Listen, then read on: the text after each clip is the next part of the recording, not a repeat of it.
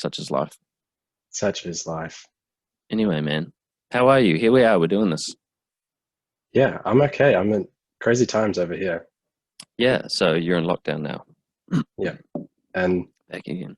first time being in lockdown 4. You guys went into it right away, but yeah, it's our first time. We're fresh to it.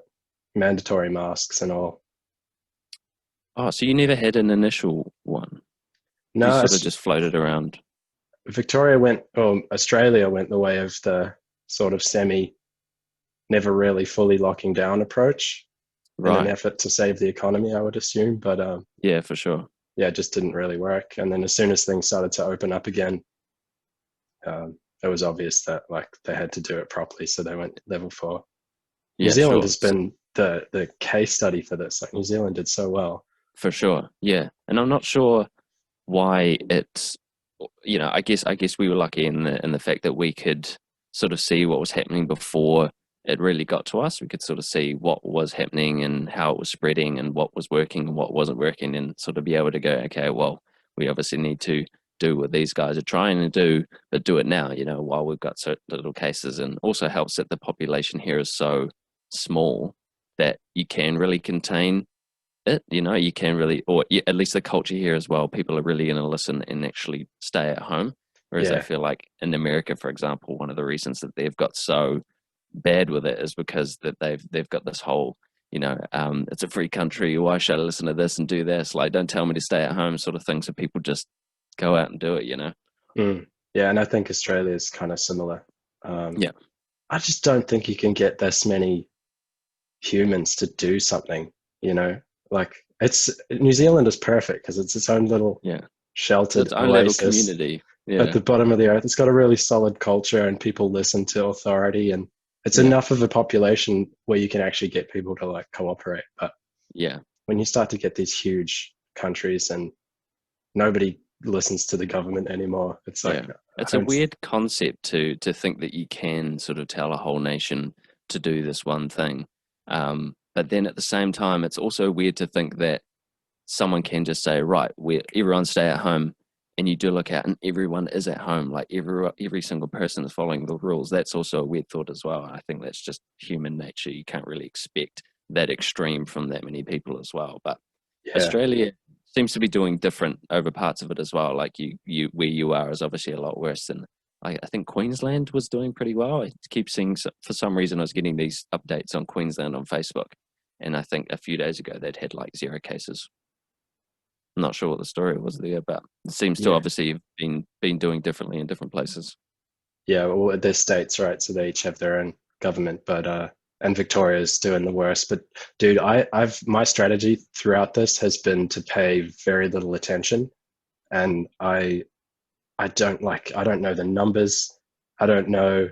I just know like what's the protocol when I leave my house and when I can leave my house. And I reckon now more than ever, I've focused on my information diet and like how much news is good and what is just feeding into Yeah. sick Can be pretty curiosity toxic, eh?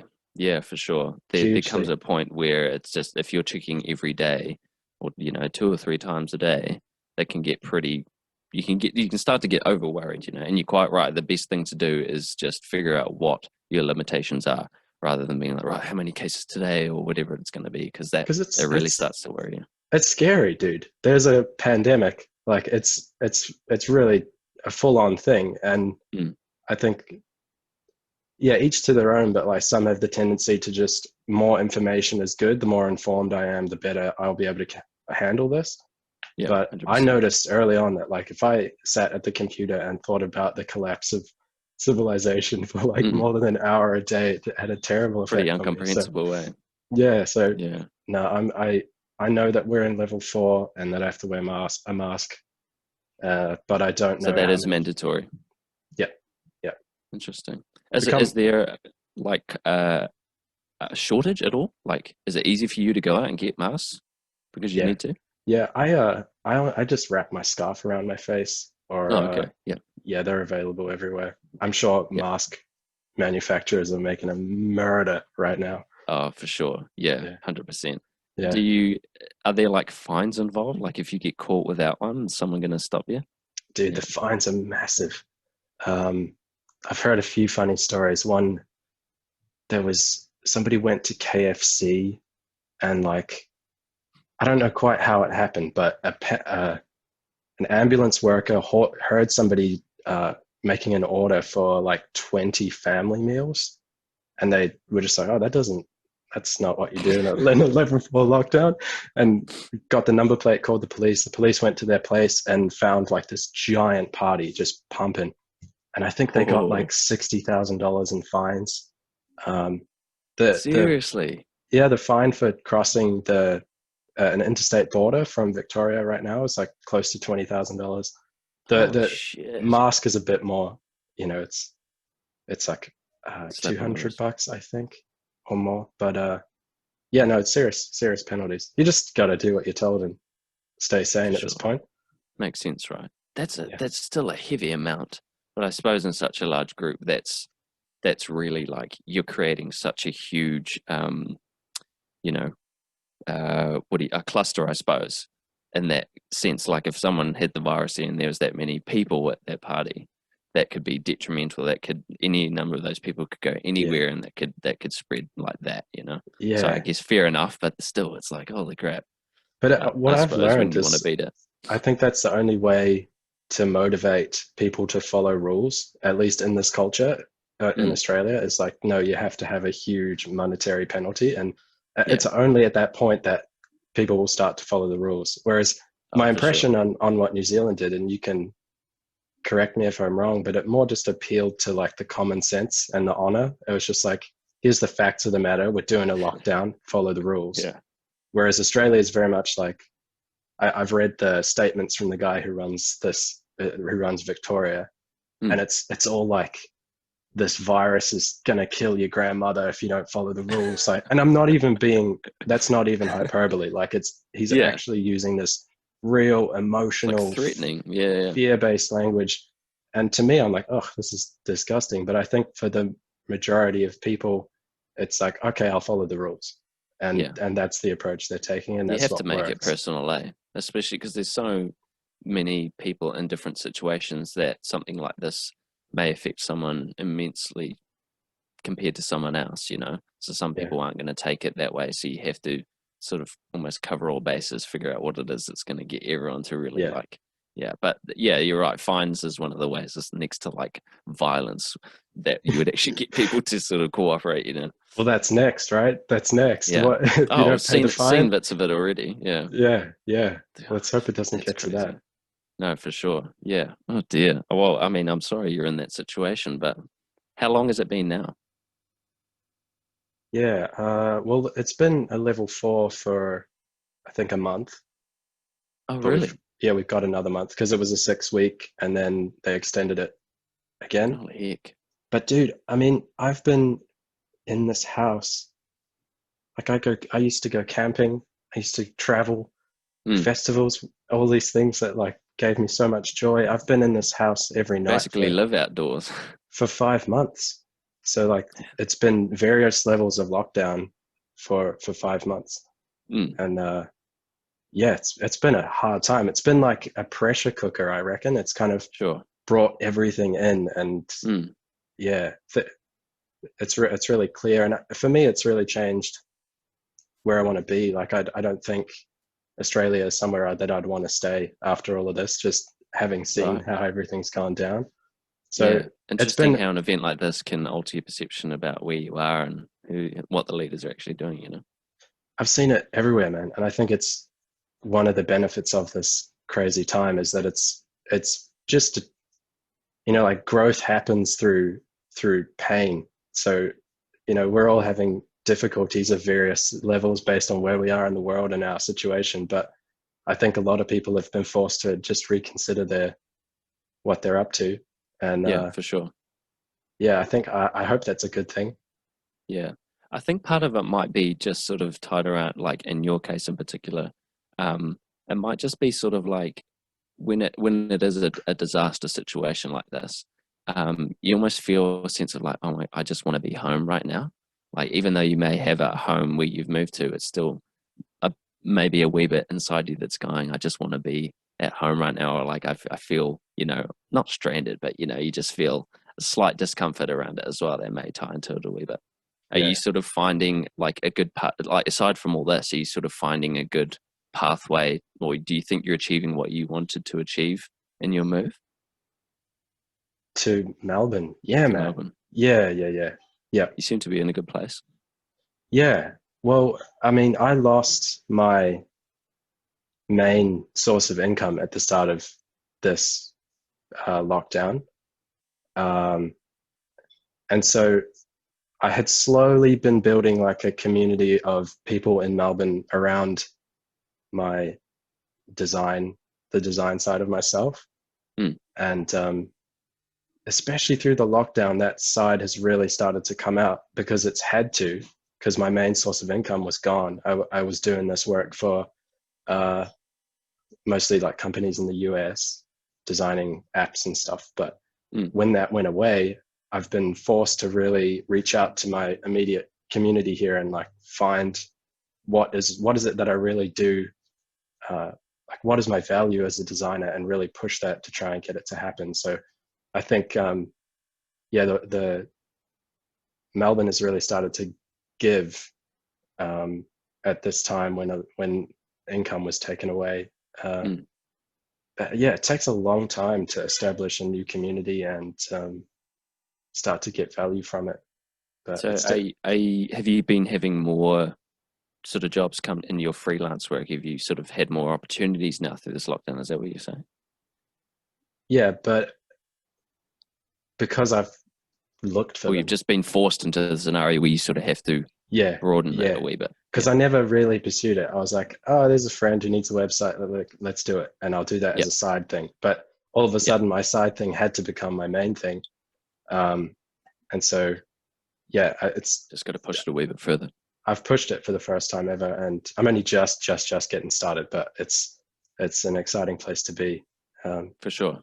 yeah, yeah, Yeah, man, it's a crazy city. I love the time that I was there, and I never had the experience of being in Melbourne and working and doing that sort of thing. But you can just tell the city is alive, and there's mm, so many opportunities there if you want to make them. It's just how you what your attitude is like at the time, and I think my attitude was fairly poor. I had a very specific idea of the person I wanted to be and the things that I wanted to do in that city. mm, And you sort of get the feeling for that straight away, especially moving from somewhere like New Zealand, Dunedin in particular. It's quite an eye opener to sort of see what's out there and what's different and what things you can actually achieve if you want to. But I just wasn't there. It was kind of just, I feel like I thought I needed to move away because there were things to move away from. But I mm, think the reality just was I just didn't know what to do really in either. It might have just been a bad period in my life. I just didn't know what I wanted to do on either end of the scale.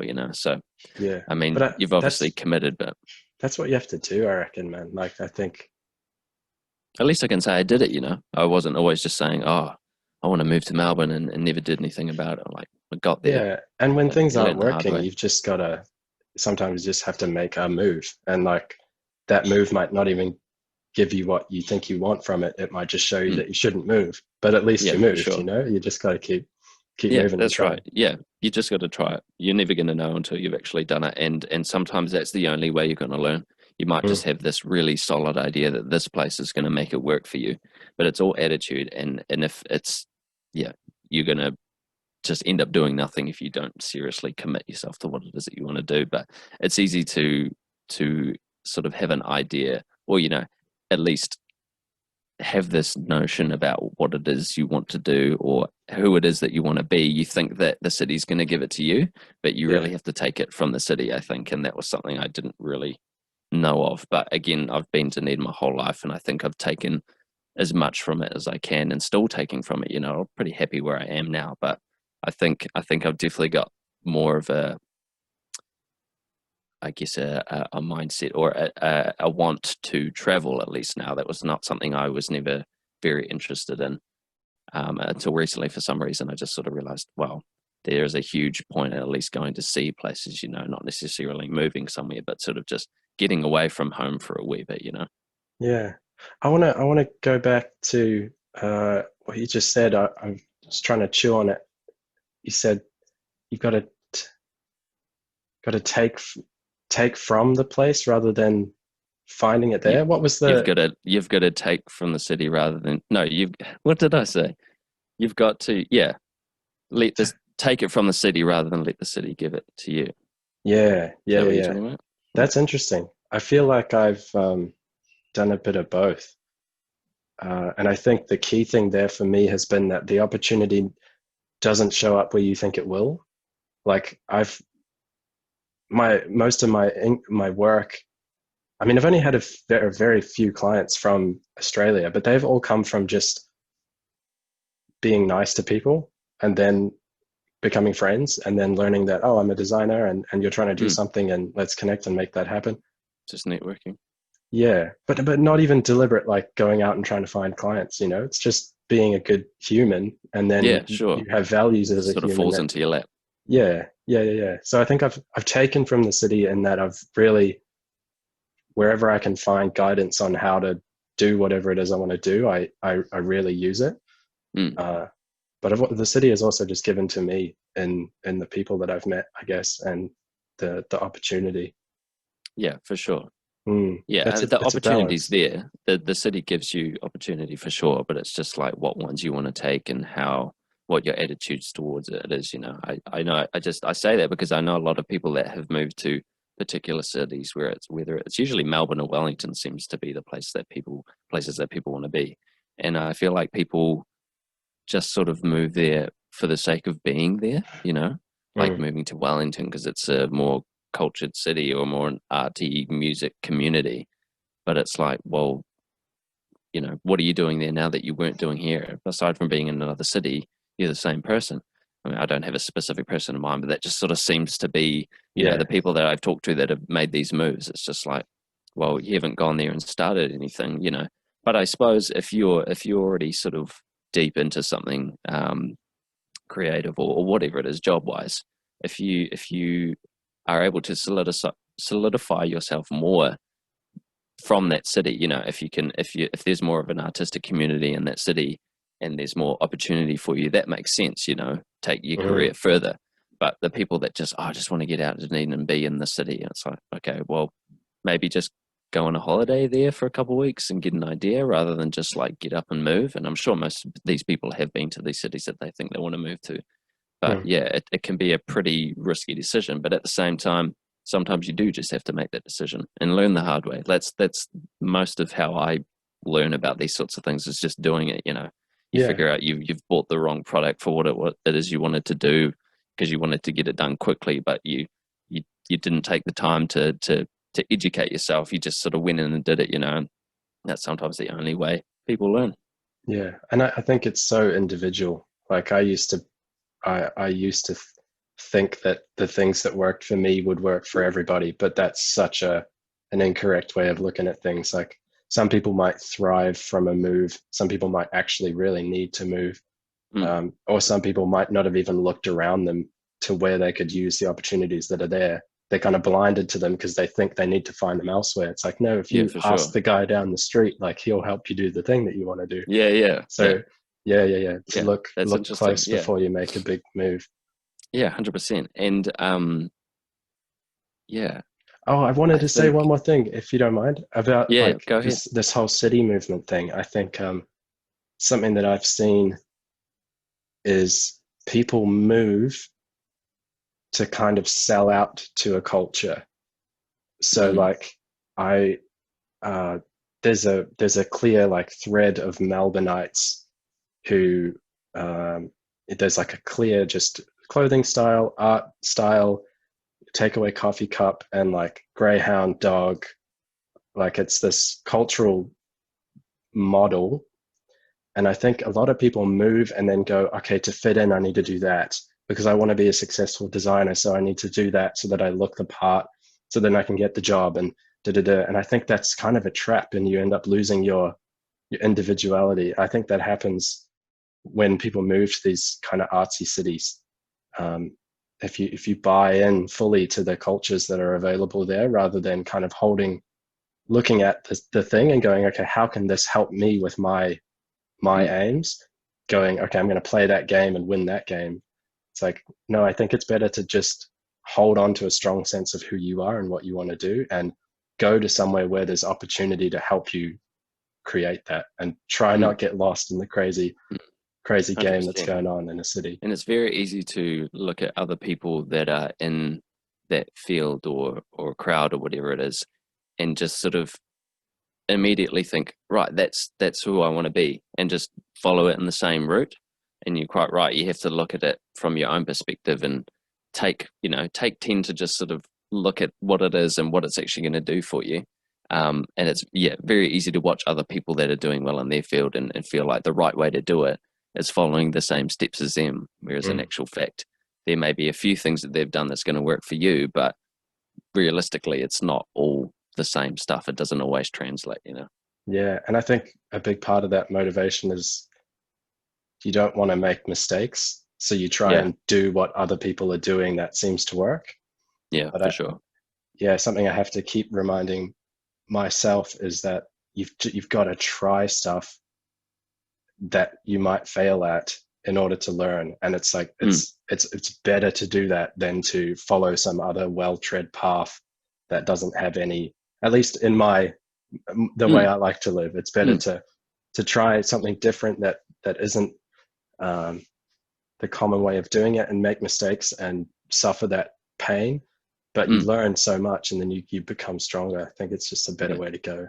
definitely. I think you're always going to learn better or perform better once you've failed, like the first or second time. I think it's The pressure's unrealistic off, to eh? think, oh, for sure. Like, depending on what it is, unless there's some sort of rare case where you have to get something right the first time, I think you're always going to be more prepared after a failure than doing sort of intensive research into something and figuring out what you think is a logistical way of approaching it. And probably will get you 80% of the way, but you're not going to realize the effects of something until you've actually done it and Mm. not done well at it. You go, okay, that's why this doesn't work or that doesn't work, rather than sort of going in, because then you sort of become not arrogant, but you know what I'm trying to say. You sort of, if you haven't failed, then you sort of have that, okay, well, this works easy, sweet, I'm good to Yeah, go. you think you Yeah, can't fail. Yeah, and then you're yeah, probably exactly. less likely to take risks and innovate and be Mm, creative, because you just gonna stick with what has exactly. felt safe and secure. And Yeah, yeah, and might crash harder later down the track because you've sort of got complacent. Complacent is the word I was looking for. complacent. Yeah, yeah, yeah, yeah, Yeah, yeah. I want to But it's backtrack a wee bit. No, sorry, go ahead. You had a thought. no, it wasn't a valuable one. Go on. I just wanted to quickly dart back to the lockdown thing. So how much and you've been in there for in a lockdown situation for a bit longer than I thought than I had previously thought. How much freedom have you really had in the last, you say, since it's really started, like 5 or 6 months? Like, what is the most you've been able to do outside the house? Yeah, so uh, if we go mid March is when it started, or late March, and then Mm. since then we've had, I think it was 2 or 3 weeks where the restrictions were at level 2, so we could. So our level system. Sorry to interrupt, but our level systems, Australia and New Zealand, they're pretty much on the same ballpark of things, aren't they? Like the rules are Roughly, pretty yeah, much the same. Like we've sort of taken from each other in that sense. Yeah. yeah. So we had a 2 or 3 week stretch. I don't know when it was, where we could go travel within the state, I think, or throughout. Okay. Yeah, within the state. So I got a couple hikes in, a few epic mushroom hunting days, uh, just gourmet edible mushrooms, of course. Yeah. Uh, and that was like revitalizing. But then I totally didn't make the most of that, because of, in that time, like I became so socially withdrawn, and everything was like all big and intense again. So I didn't jump back into the world. And then just like that, that was over. And then we've been in like level 3, level 4 ever since. So I would say in a Mm. 5 month stretch, had about 2 or 3 weeks of relative freedom. Yeah. Um, yeah, and other than that, just being within the suburb and exercising for sanity. Yeah. Had you sort of anticipated it was going to sort of come back around, or you were going to be sort of in a further lockdown? And had Yeah, you sort of taken the advantages where you could, or had you sort of just been continuing as normal in that period where you had like a couple of weeks? No, I wish I had taken advantage of it more. Yeah, yeah. I think I gave in too much to the sort of social anxiety that had built up a bit, and I didn't just go, oh shit, finally free. Like I should make the most of this because a lockdown would come again. And it's weird. I knew that this would there would be a second wave. Just the way that other countries were dealing with it, like New Zealand, and then the way Australia was doing it. I'm like, well, there's more people, Yeah, and they're doing it less well. So there's no yeah, way it's gonna be yeah, better. exactly. Yeah, Um, but that didn't factor in that 2 3 weeks. I was still quite like withdrawn. So yeah, yeah, and the next time there's a block of freedom, man, I'm going to use the hell out of it. for sure. Yeah. Had you sort of taken the news on the chin though? Like when you sort of had been told you were going back into level 4, was it kind of like, oh God, like how is it affecting your mental health? Are you sort of finding, okay, well, now this is the time for me to do such and such? Or is it more like, how do I use my time? Yeah, it wasn't too much of an impact because I've been working from home for so long now that it's sort of normal to me. Right. And it was just like, oh, okay, I just that's all I can do now. I can't do the other stuff. So, Yeah. but no, this has been the toughest time mentally that I've ever had. It's brought up so much stuff that I've never had to deal with. Like anxiety's never really been a thing for me. I get like sad sometimes, or heavily sad, like depressive states, and stressed. But I've never had anxiety that's just like overwhelming, Mm. like worry about everything. Yeah. And This is that's definitely anxiety triggering stuff. hugely, and it's with stupid shit. That's what the annoying part of it is for me. Like it'll be small things around the house, or like one little interpersonal interaction that didn't go the way I hoped it would, and then that'll just like weigh on me. It's small things that Mm. become super heavy. But it's yeah, so it's been a really tough time. But I'm like I've had some brighter days, and it's always on the brighter days where I can go, oh, I'm actually getting so much stronger through these experiences and encountering these different sides of myself that are struggling. Mm. And I just It's an keep trying to interesting time to learn a bit more about yourself, eh? definitely. And I think a really important time for gratitude. Like in my lower moments, I'm just cursing all of the things that could be better. Like I wish I was in New Zealand where everything's chill, and I wish I had a better house and all of this stuff. I wish I had money Yeah, to pay my bills. for But sure. then I just go, no, like I'm safe. I have an organic store 200 meters down the road. Like stop complaining. Like you're fine. You're healthy. You're well. And so yeah, gratitude practices kept me on track for sure. Yeah, that's good to hear, man. And because I think, yeah, you and I are fairly lucky. Obviously, me in our country, we're a bit luckier in how it's been handled. But you know, to be able to have that time to realize that sorts of things is and sort of helps you recognize like how you deal with these sorts of things anyway. Like it is quite an eye opener and such a rare case. I think I don't want to say that we're lucky because we're not lucky that this is happening, but lucky to have the opportunity to be in this sort of circumstance where you are sort of forced into this self isolation, like not so much a physical one, but more like an actual mental quarantine, you know, where if Mm, it's depending on your individual situation, like for me, it was just me and my flatmate, and we weren't spending immense amounts of times together. So a lot of what I was doing really just was on my own clock and usually just in my room. And I wasn't too worried that I was sort of going to go down a dark path. I knew I had things that were sort of going to occupy me, but you know, after a couple of weeks, you sort of start to get those little things that sort of creep in behind, and you figure out a way to have to deal with it because there might be things that you usually had incorporated into your lifestyle that can help you with those certain things. Whether you know, not that we couldn't go for a walk or anything, but you have a wee bit less freedom there, and you mm, can't really drive a certain distance, which might have helped in the past, but mm. yeah, it's an interesting time to dive into yourself and figure out what it is that you're doing. And it's very easy to overthink things too. I think be Yeah, interesting to hear a bit more about how the majority of people are sort of felt in different areas of parts of different countries and different countries as a whole. I think You it's know, like have you it's had it's so individual. It's what's so interesting is mm, you could be in the same country, in the same situation, but like you and your neighbor are having a completely different experience. And I guess that's what it is to be separate humans. Like Mm. everybody's having their own experience anyway. But I heard of one cool framing for the whole thing is that like if you think of a psychedelic substance, it's a they can be described as a non-specific amplifier. So it just amplifies whatever's already there. If you All have right. trauma that's going to come up, and if you're not in a safe space, you can't handle that and process that.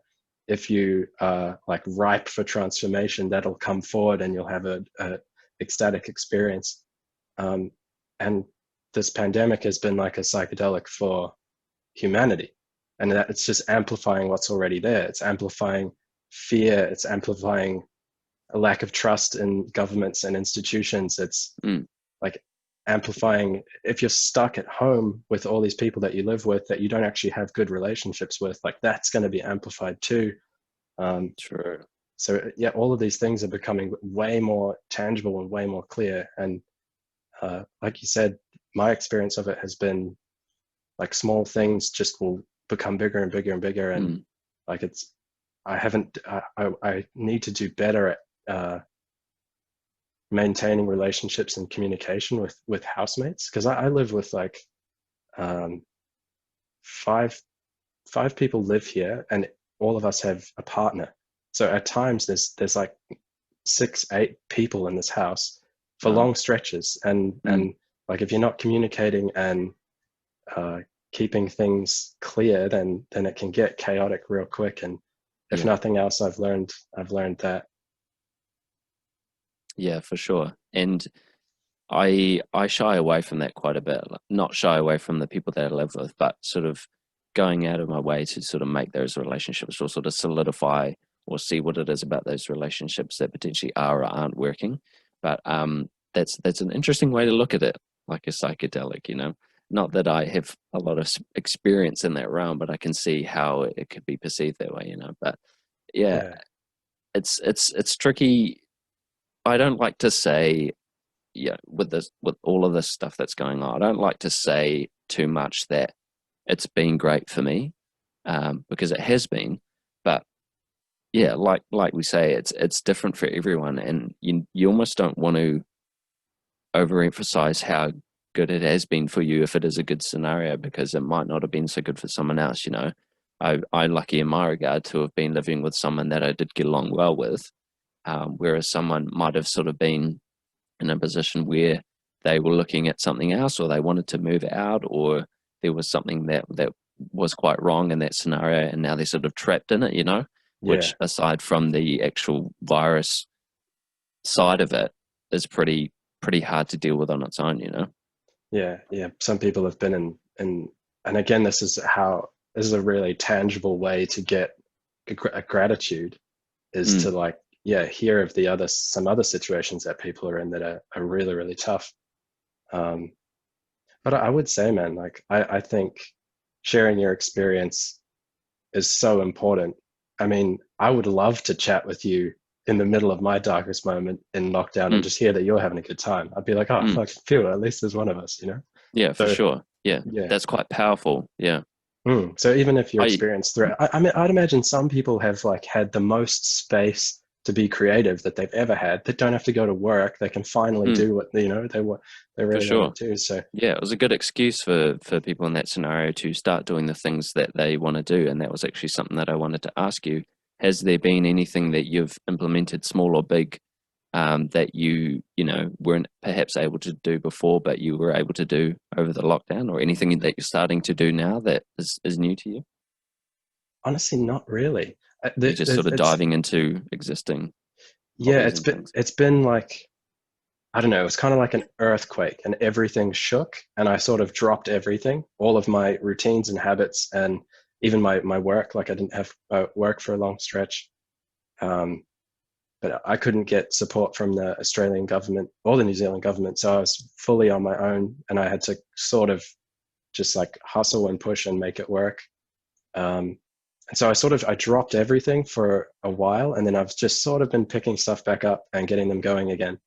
And Mm. I feel I'm in a good spot now.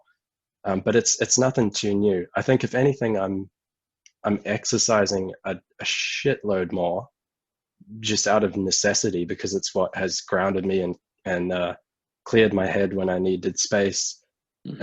and yeah, a way to be outside. Um, but no, nothing.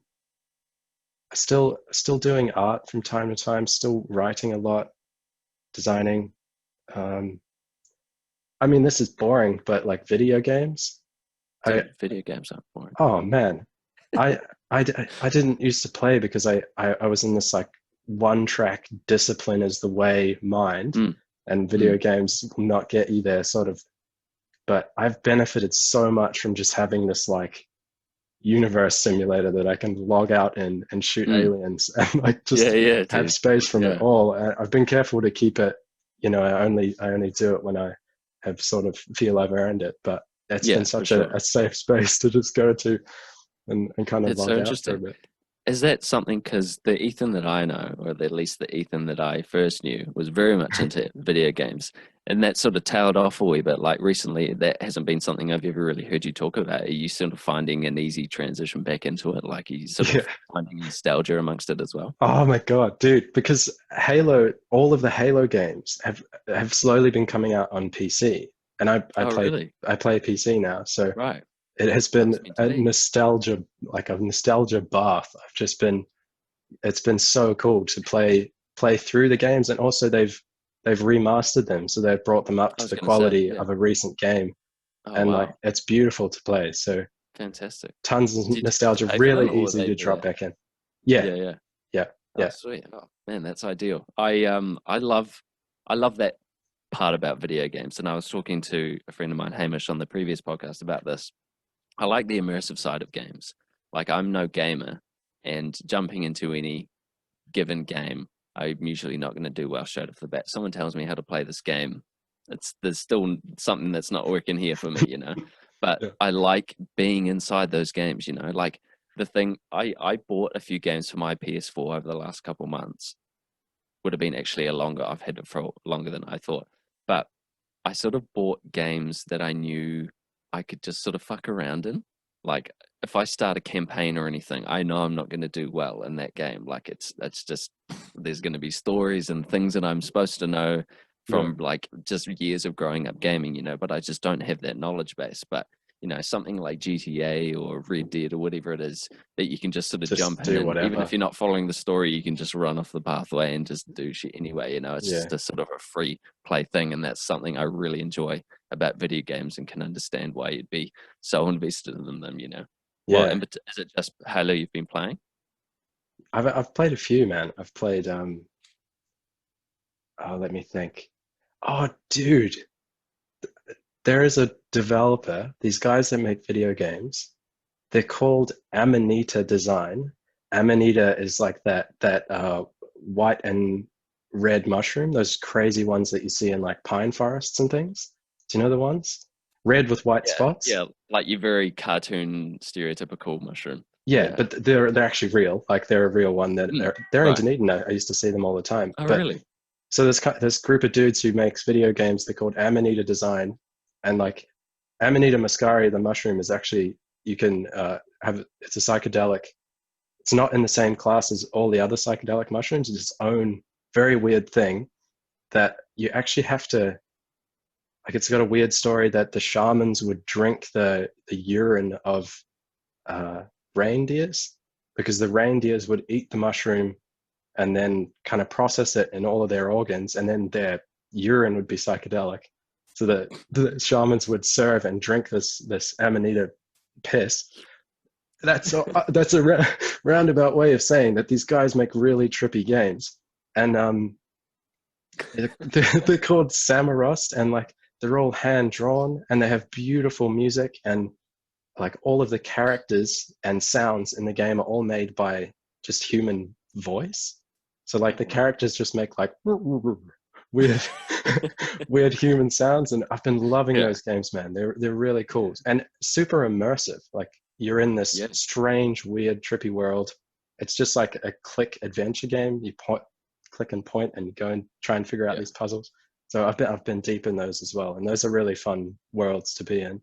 Yeah, that I can imagine the human voice part will make it all the more sort of immersive, because it just feels a bit more organic. Yeah. Yeah, That was yeah, one kind of video game that I never, just by the sounds of what you described to me, is the kind of video game that I've sort of steered away from because, like, I don't really have the patience a lot of the time.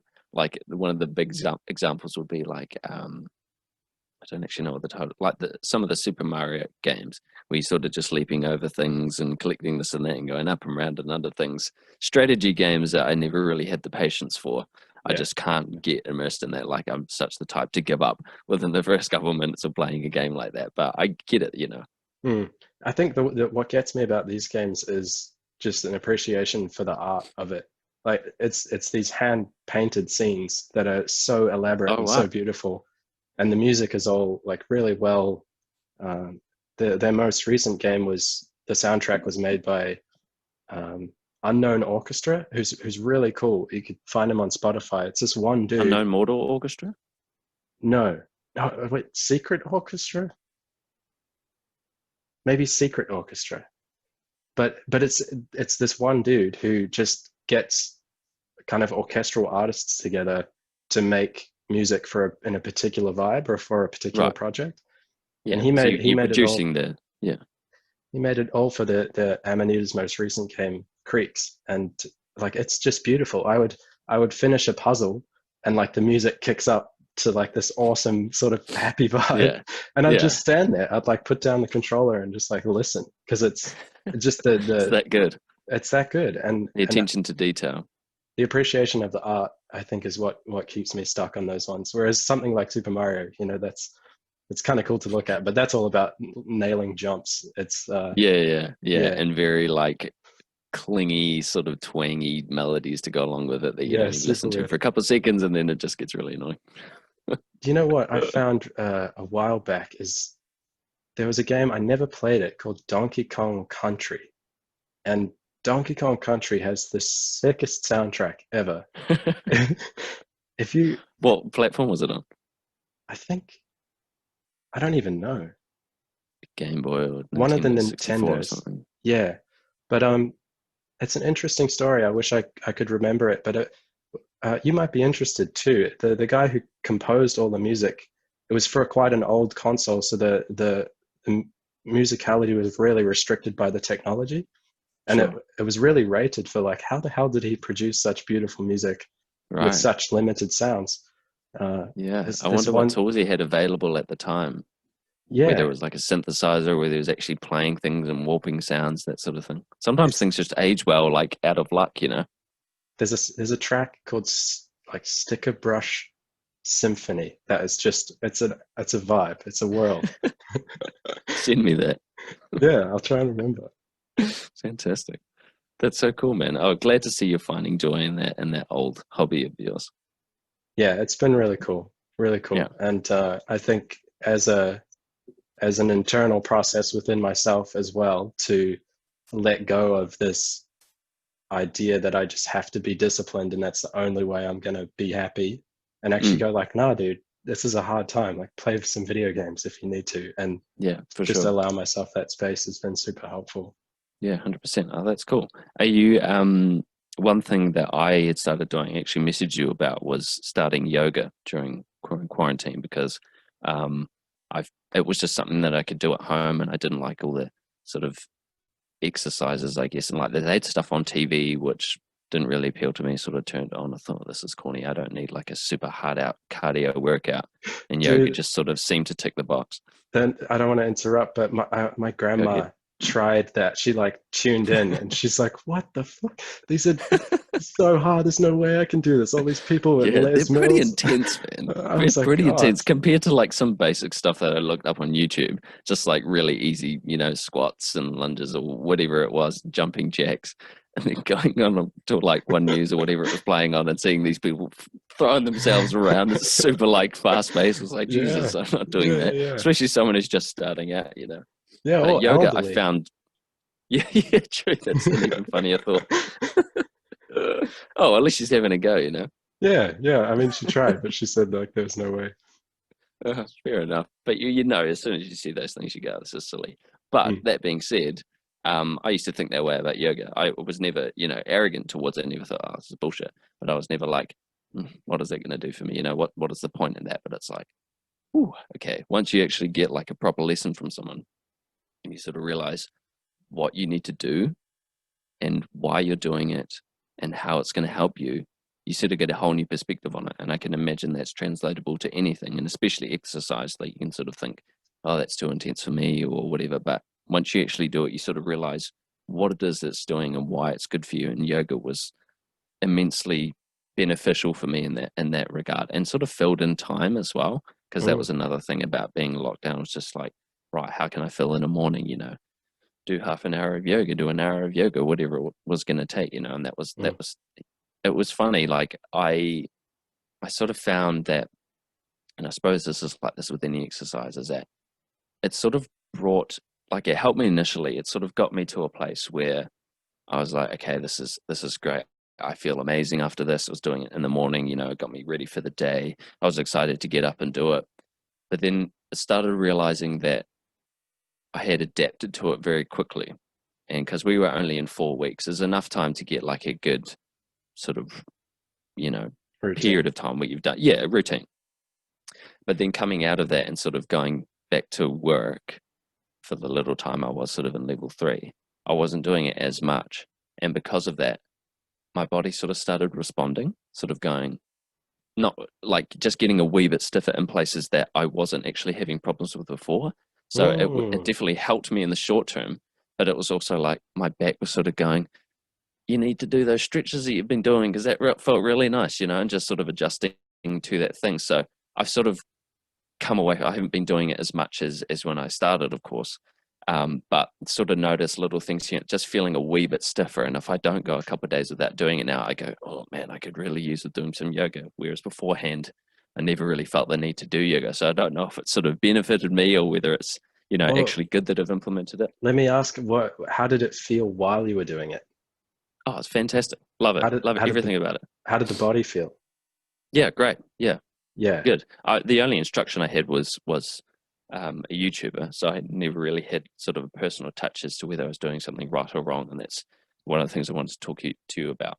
The problematic side of watching things on YouTube and that sort of thing. But Yeah. yeah, no, it felt amazing. Like everything that I was watching and doing felt good every time, and I sort of knew my limitations pretty early on because, of course, when you're stretching your body in different ways, you sort of realize how far you can and can't go, and of course, part of the exercise is to sort of stretch it out and be able to go a bit further or go a bit longer, that sort of thing. But Yeah. yeah, it definitely felt good. There was never a point where I was like, oh my god, I can't wait till this is over. It was definitely a whole 20 minutes, half an hour of like, yes. Yeah. Well, what I would think, I don't know if this is woo warning, but I think when you do something like yoga, you increase your sensitivity. So like you do it and your body goes, oh, whoa, like it's alignment, it's things are Mm, open and not tensed, and you feel great. But that's the downside, the opposite side of the coin is, well, now you're sensitive to what it's like to feel good in the body. So right. when you go back to not being good in the body, you really, really feel it. Um, I've noticed that, and it's kind of like why isn't everybody enlightened, right? If it was an easy, blissful thing, we Mm, would all be there, but it's not. right. It's like when you increase your sensitivity to your mind, to suffering, to the body through yoga, you're opening up to like the other Right. side of it too. So it's actually a really difficult thing, and I think that's what you experience in that little chunk there. Is like, Mm, yeah, when you get the body aligned and feeling good, then the downside of that is when you go back to how it was before, you're going to feel it right. extra hard. Um, Yeah. So, do you think that's just sort of a short-term effect that's taking place, or is it now like not stuck doing yoga, but sort of at a point where it's part of my lifestyle and it's going to just help me sort of go through it? Like, how often are you doing yoga, yeah, I do it. if at all, at the moment? Oh, tons, man, tons. I don't do it daily, but if I don't run or throw around a kettlebell, I'll do yoga. Um, and yeah, I wouldn't get, if I didn't do it in a week, I would feel really, really not right. And it's something I've thought about, man. It's actually a really interesting topic. Like, oh, do I have a life sentence of yoga now? And like, it's That was just, sort of the point on a smaller scale that I was trying to make. Like, am I a yeah, yoga guy now? yeah, yeah. And it's the same with meditation. Like, I also sit every day. So if I don't do that and I feel my mind just turning into this like chaos whirlwind, I'm like, oh, am I enslaved to meditation now if I want to be Yeah, like in a sense of yeah, well-being? But, yeah. but That's interesting. I think it's what I just said. I think it's like, you're just increasing your sensitivity. So it's up to you. Like you can adopt that as a daily practice, or you can go back to the way it was before. And Yeah, there's no moral right or wrong there. It's totally up to you. But mm, yeah, I think yoga is so misunderstood as this like stretching practice. That's what it has become in the West. But like it was created so that dudes in India could sit in the meditation pose for as long as possible. right. It was purely a spiritual a way to help the body in a spiritual pursuit. So I think it's just yeah, it's become the perception of it is weird Yeah. in the West. Well, yeah. My again, my first introduction to it was through a trainer on YouTube, and that was great. You know, it's a good intro to it all, and you sort of get a small insight into that side of things, like the meditation part of it. Um, but yeah, it more just felt like a workout sort of thing than it was a meditation thing, and I didn't really have the opportunity because every time I was doing it, I did like a 30-day challenge because I had 30 days free to do it. So I was like, why not? And got through the 30 days. And it sort of wasn't until after that that I sort of realized that that part of it is quite important. Like the breathing exercises and everything sort of get you to a sort of a peaceful state and sort of a point where your body can sort of open up and you find you can go, you know, a wee bit further than you thought you could or whatever it's going to be. But yeah, it wasn't till I started taking what I learned from those sessions and sort of making it my own routine that I sort of got into the meditation side of things. But Mm, that being said, I don't really know what meditation is or how to approach it or what it feels like. So mm, I have a feeling I was just super relaxed. And that yeah. may well be what the gist of it is, but it was kind of just like, okay, this just feels a lot more free flowing and immersive now that I'm doing it sort of on my own time and, you know, form, I Mm, suppose, mm, rather than sort of being told what to do at a certain time, which is a good way to figure out what a certain movement or action should be doing to you. But actually being able to respond to your body in your own time is really what felt like I actually was doing yoga, you know? yeah, yeah, yeah, yeah. That's awesome. That's actually a really deep insight, man. To Mm, realize that, yeah, that the yoga was you getting to know your body and feeling your body. That's what yeah. it is. It's not a class that you buy. It's the Mm, relationship with you and the practice. yeah. That's And of awesome. course, part of those sessions that I was taking, she was saying that, you know, like hopefully these are just giving you the tools to go off and do that. And so I did went off and did that once it was done. I wasn't like, right, I've done my 30 days. I'm good to go for a while. I was like, Yeah. well, you know, I felt like I wanted to keep doing it. So it was like, okay, well, how do I make my own routine? But like so you say you meditate quite often. Yeah. Is that, I presume you sort of intertwine that a bit with your yoga practice as well. But on its own, I mean, I'm going to ask you to explain meditation to me because I feel like it's something I probably just have to try and do. But what I don't know how you know when you're in meditation. Do you know what I mean? Like, when did you sort of realize, oh wow, I've just meditated? Oh, thank you. That question makes me so excited. Yeah, I love to try and talk about this stuff. What was the question? When did I know that I was meditating? yeah. Well, I guess you could start. Why did you first decide that you wanted to meditate? And was it through yoga? Did you discover it through yoga?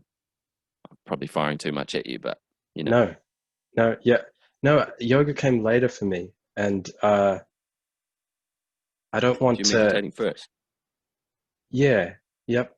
And I don't want to, however you get to yoga is totally cool. I think I might have the tendency to try and oversell it as the spiritual thing and everything else is bullshit. I don't mean to do that. Like, however you get to it is awesome. It's just you and your body, and that's the practice. So learn through that. But yeah, no, I think I was meditating before I was doing yoga. Um, it's a really hard thing to start with. So could you ask the question again? I'm sorry. So I was It's okay. meditating before yoga, and they kind of link up now, but um, Yeah. So I guess what I want to know is because it's something I'm interested in, I guess, trying is meditation. And my question stems from when I was doing yoga, I didn't really know what it was to be meditating, to know if I was in a meditative state, if that's even a word, during the it yoga, is. I sort of definitely felt a feeling that I hadn't felt before, but I'm not sure if what it was meditation. And I think perhaps that is what defines meditation, is just sort of finding a different state of mind. And that's really all it was to me. I just kind of just felt super calm and didn't like, I often feel like I'm in a rush to do things. It was kind of like my initial thought around the yoga practice was like, right, it's 20 minutes, it's been 5 minutes, it's been 10 minutes, we've got to get through 20 minutes. But then when I was doing it onto my own, it got to a point where it was like, I'm in a position and I could go longer. Like I could just sort of Yeah. be in that moment. So But that's it. I That's a sort of great had place for this, me to pick up on, and yep, I go ahead.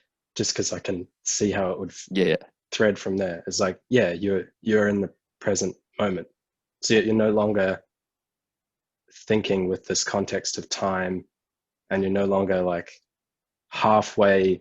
Okay, what am I doing after yoga, and how far am I through the yoga class? You're all here. mm, You're just here, and like you're not wanting something else. You're not pushing away something. You're just present. And mm, that feeling in the beginning is like, oh, it feels so good. I don't have worries. Like yoga is amazing. And you can fall into the trap of thinking that that's what it is. But the more you access the present moment through a practice like meditation or yoga, and they're pretty much the same thing, man. One is just using the body, and one is taking the body completely out of the picture and just using the mind. mm, Uh, but it's just practicing coming back to the present moment. And the more you do that, the less it's this like holy shit feeling, and the more it's just this calm, normal state. mm. And then through practice, it bleeds through into your day, and then it just becomes more and more where you're living from this state of like completely being here rather than being scattered across other stuff. Yeah. Yeah, Yeah, that's interesting. I think I probably overthought what it was before I went into it. It's easy to sort of have preconceived ideas or notions about what a certain thing is. So it's, I guess, to me, why I sort of wonder these things is it's because I kind of thought, when you're in meditation, you sort of unlock this realm of your mind that you sort of, it's almost like a psychedelic experience. Not that I seriously thought it was going to be hallucinating or anything when I meditated, but I think it was underwhelming in a way. If that is what happened to me, it was underwhelming because I think I didn't really realize the state that I was in until afterward. So mm-hmm. I suppose I took it for granted, and then looking back at it, sort of thought, oh well, it was this or that.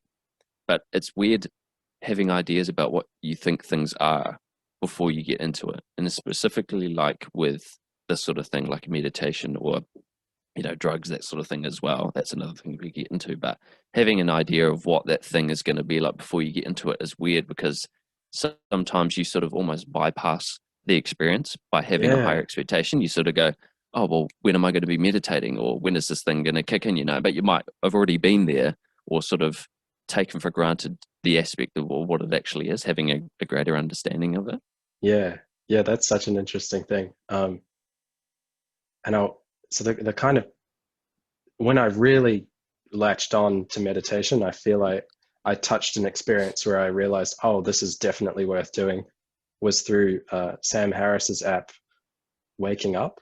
So I'd recommend that to you or Okay. anybody who is wanting to get into it. It's quite intellectual, and it takes out the the woo as much as possible. Like he's a neuroscientist, so he's like, What? Sorry, just explain the woo. You said that a couple of times. What do you mean by that? oh, sorry, like woo is like hold this crystal to align your chakras, man, and like don't take the Panadol, just like meditate, bro.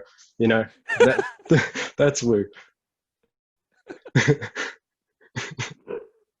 And there's a lot of Okay. that going around. Like as soon as you have, like I said, the first time you touch that present moment, it can be like, let's say that happened at a ecstatic dance. And so like you get this feeling of being utterly embodied, expressive, and in the present moment.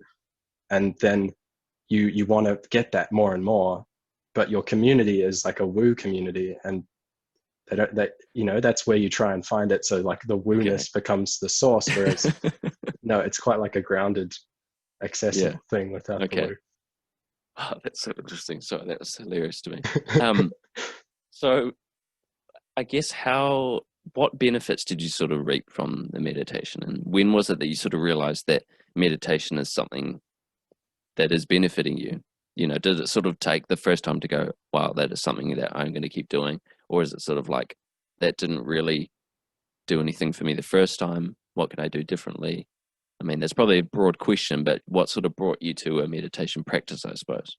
Just sort of realizing it did benefit you in Yeah, whatever way. yeah.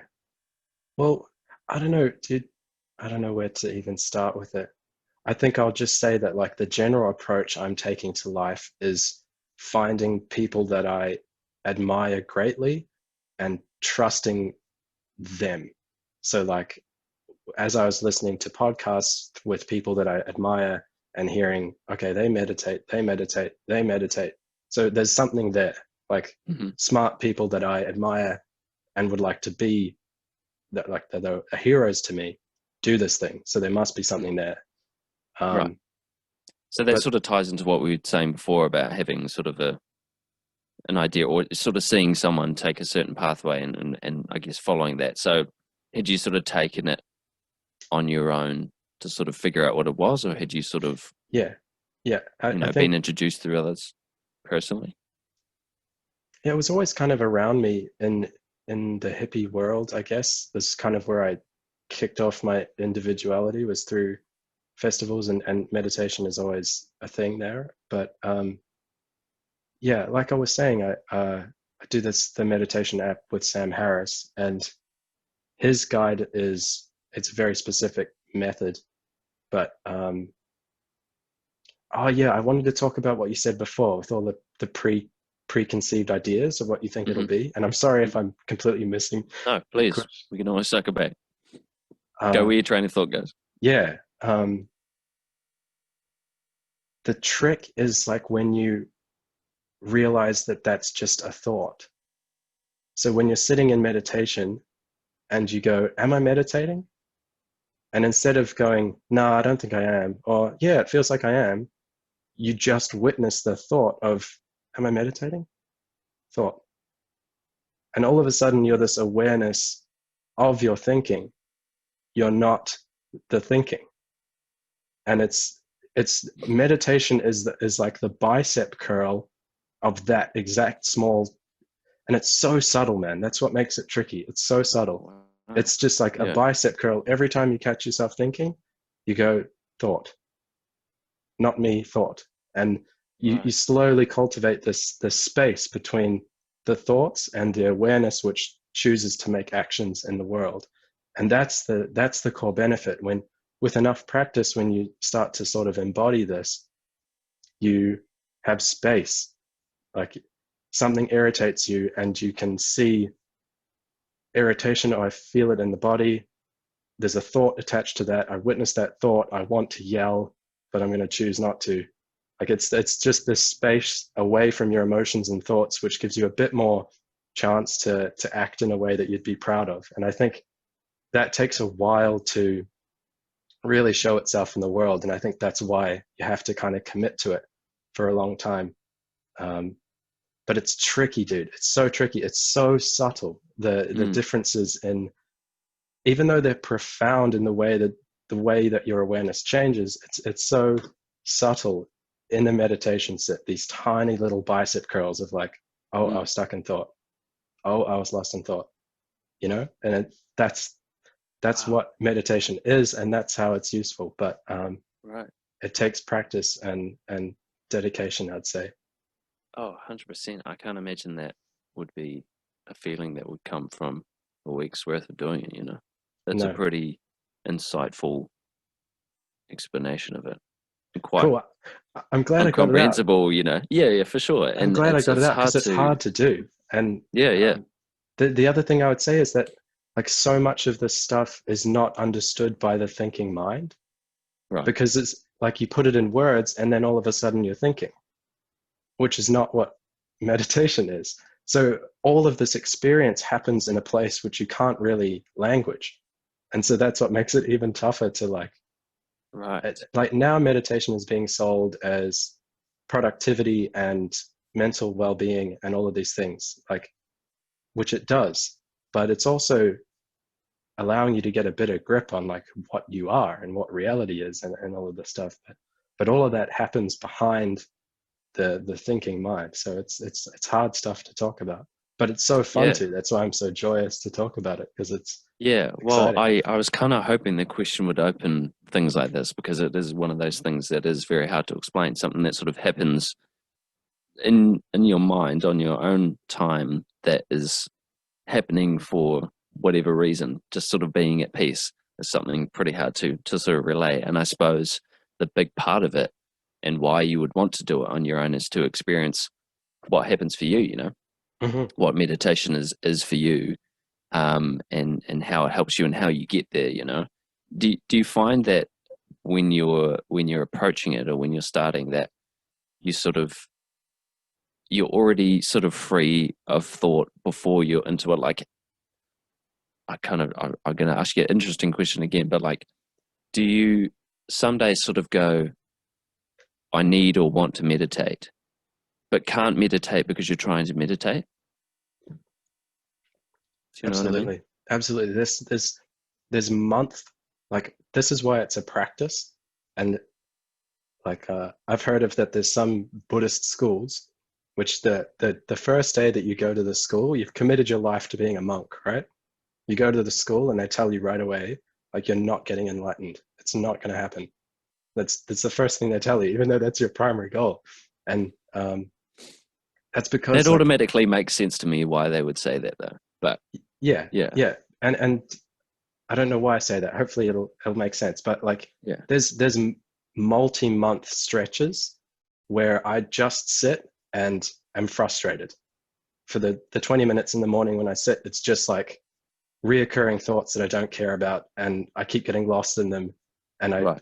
I get up, but I still like, I'm grateful for the time that I took to practice, and I just Mm, trust that it'll eventually come around, and it right. always does. And it comes around to this point of I sit and it's easy, and I settle into this place of awareness much quicker. And um, yeah, there's that. But dude, there is times where I sit and it's just like thinking about breakfast and this project that I have to do and Mm, this thing that I forgot to do, and fuck this person, and like yeah. all of this stuff comes up, and it's just um, And I'll that's use just that, part of being human. I can't imagine that any sort of meditative practice completely zens you out, it gets to your place where you are free from any sort of stressful or anxious thought that you can sort of enter that meditation at any given time.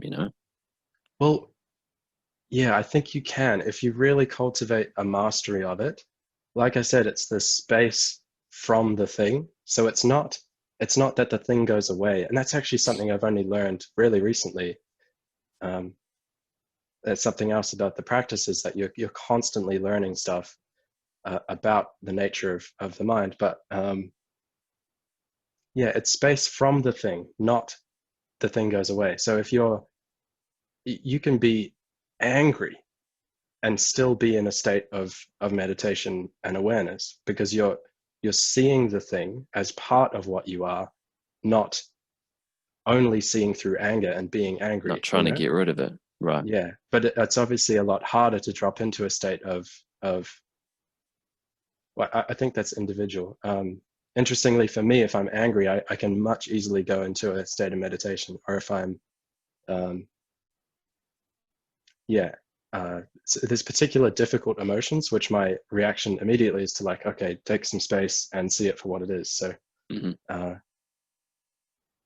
uh, Is there sort of, does that happen often where you are sort of entering a meditation and you do sort of get partway through and something does sort of dwell on you, whether it is anger or depression or something, like not depression, say just a sad thought or a sad state of mind, that yeah. that does become too overwhelming, it's sort of lopsided and you do have to step back and sort of, I guess, address the emotion head on. Is that what you were saying just before? Yeah, no, If that makes sense. well, there's a difference here between just like your day to day when you're trying to be a bit more present and a bit more mindful, and a dedicated like 20-minute sit in the morning, which is what I do. They're a bit different situations. Okay. But what I will say is like in a dedicated sit in the morning, for example, if you sit and you're thinking about like, oh, this person really fucked me over with that thing, and like, how could they do that? And they're just rude, and you can witness those thoughts coming up, see how they like conjure these emotions and these feelings in your body. And if you just try and sit and be aware of them, you're really just like, again, it's like bicep curls. You're just going, oh, okay, so when I have those thoughts, I get this feeling and I want to do that. And you just kind of slowly understand more and more how your mind works and how to work with it. So you're sort of from looking at yourself from behind in a way, in terms of Yeah. like your mental state. You're sort of watching yourself, sort of watching your thoughts as they appear. Would you say you're still addressing the thoughts? Like it's still a something that you're realizing that this thought is coming for this reason, and you're sort of bypassing it in a way. Is that too intricate of a question? No, that's actually a great question, dude, because one of the biggest traps with spirituality and meditation in particular is this idea of spiritual bypass.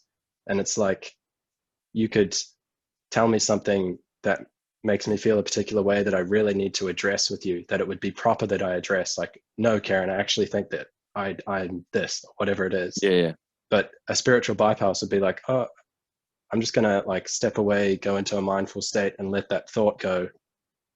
And now I haven't done life, you know? right, So like it's a balance. right. It's a balance of cultivating this space, but also having proper action with the thoughts and Yeah. emotions that are coming up. And that's a whole nother dimension of Wow, of it.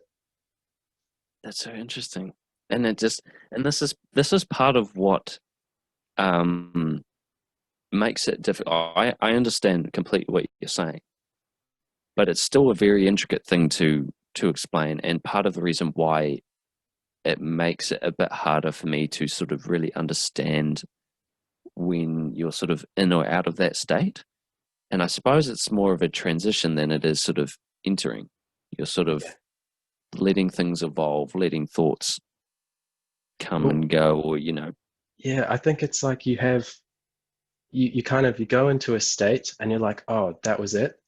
And now you have a thought of what that thing is. And then you go deeper. So that thought crumbles, and now you have another thought of what the place is or what the thing is. Then you go deeper still after months more practice, and then that thing crumbles. And um, I think the key is that it's experiential. Like the understanding comes from having the experience and then being able to drop all the things that you think it was, like you were saying before, these preconceptions.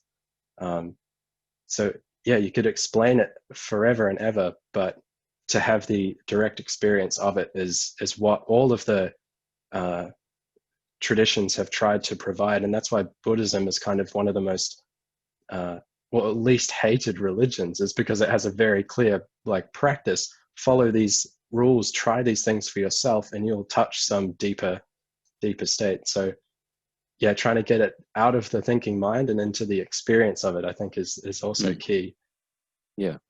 So in your case, you know, all that considered, outside of the meditation, is it giving you benefits to your everyday life?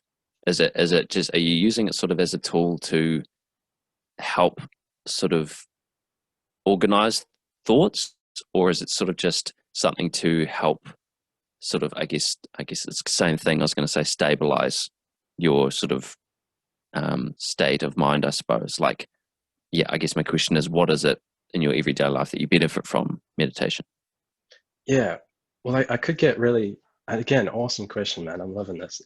You could you could get really granular and go like, it helps me with paying attention to typing or whatever it is. You know, it could be something really specific, but I would also say that you're changing the way that you're interfacing with the world. So that's going to affect everything that you do in the world, and it's subtle how things change. But I think I would go back to what we were talking about with just with your experience in yoga of being like in a pose and actually going like, oh, you know what, I'm just here. Like this feels great. Like I can just be here and cool.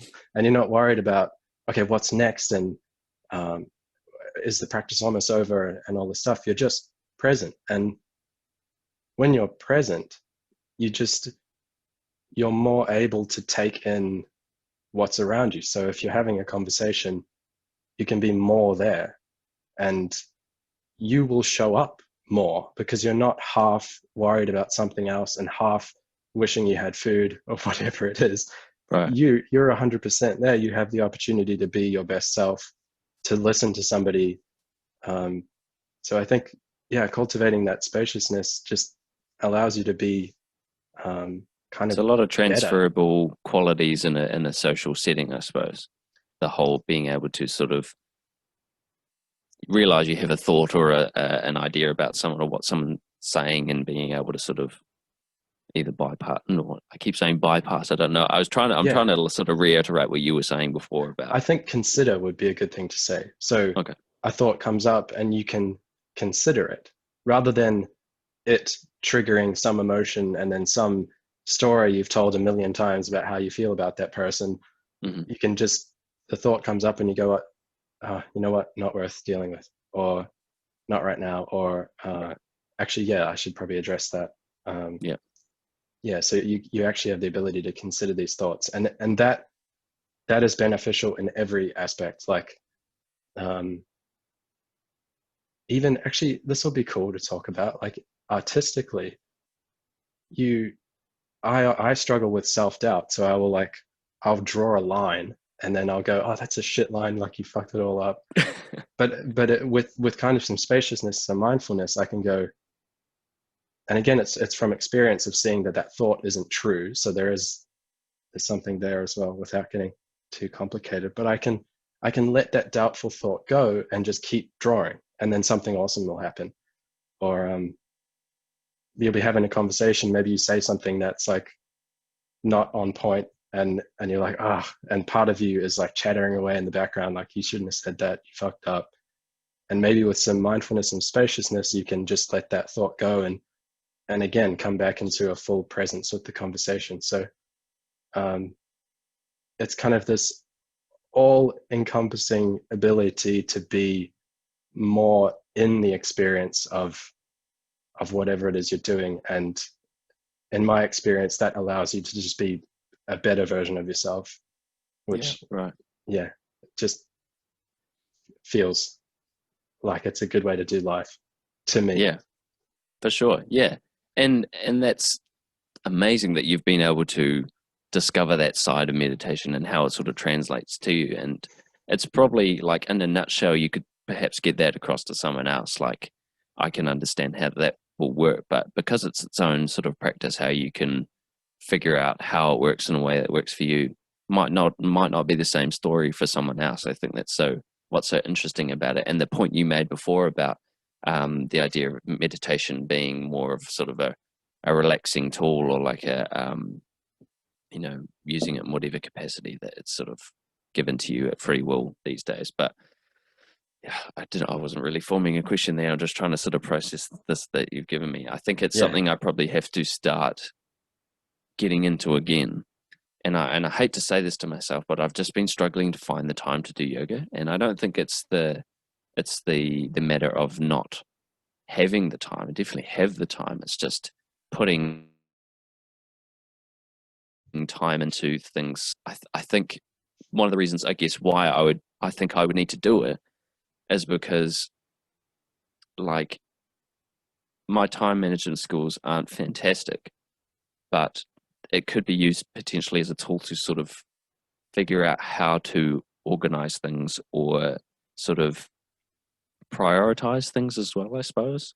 I'm not really sure what I'm trying to say it. I'm just trying to sort of translate it into a world of my own from what you've tried to explain from it. It's quite Yeah. a broad thing to really sort of cover, I suppose. Dude, it's so deep. It's so deep. And I think that's why I love it, is because it's Mm, like, it's constantly surprising. But yeah, I think I'll just say again, like there has to be an experience that you have that nobody tells you about, that I don't tell you. It's an experience that you have from trying a technique of whatever that is, and mm, then touching some place and going like, oh wow, that felt more true than what I do on my day-to-day basis.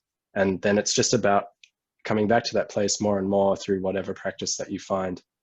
Um, but I think you have to have that experience of like, oh wow, this is really valuable in order mm. to have some motivation to do it every day. Um, Yeah, for sure. and what's worked for me, like I said, I go through these multi-month stretches where it's just frustration. So it's a commitment to, okay, I know this isn't always going to be good, but I'm just going to do it because I know that uh, I've seen these great benefits from it.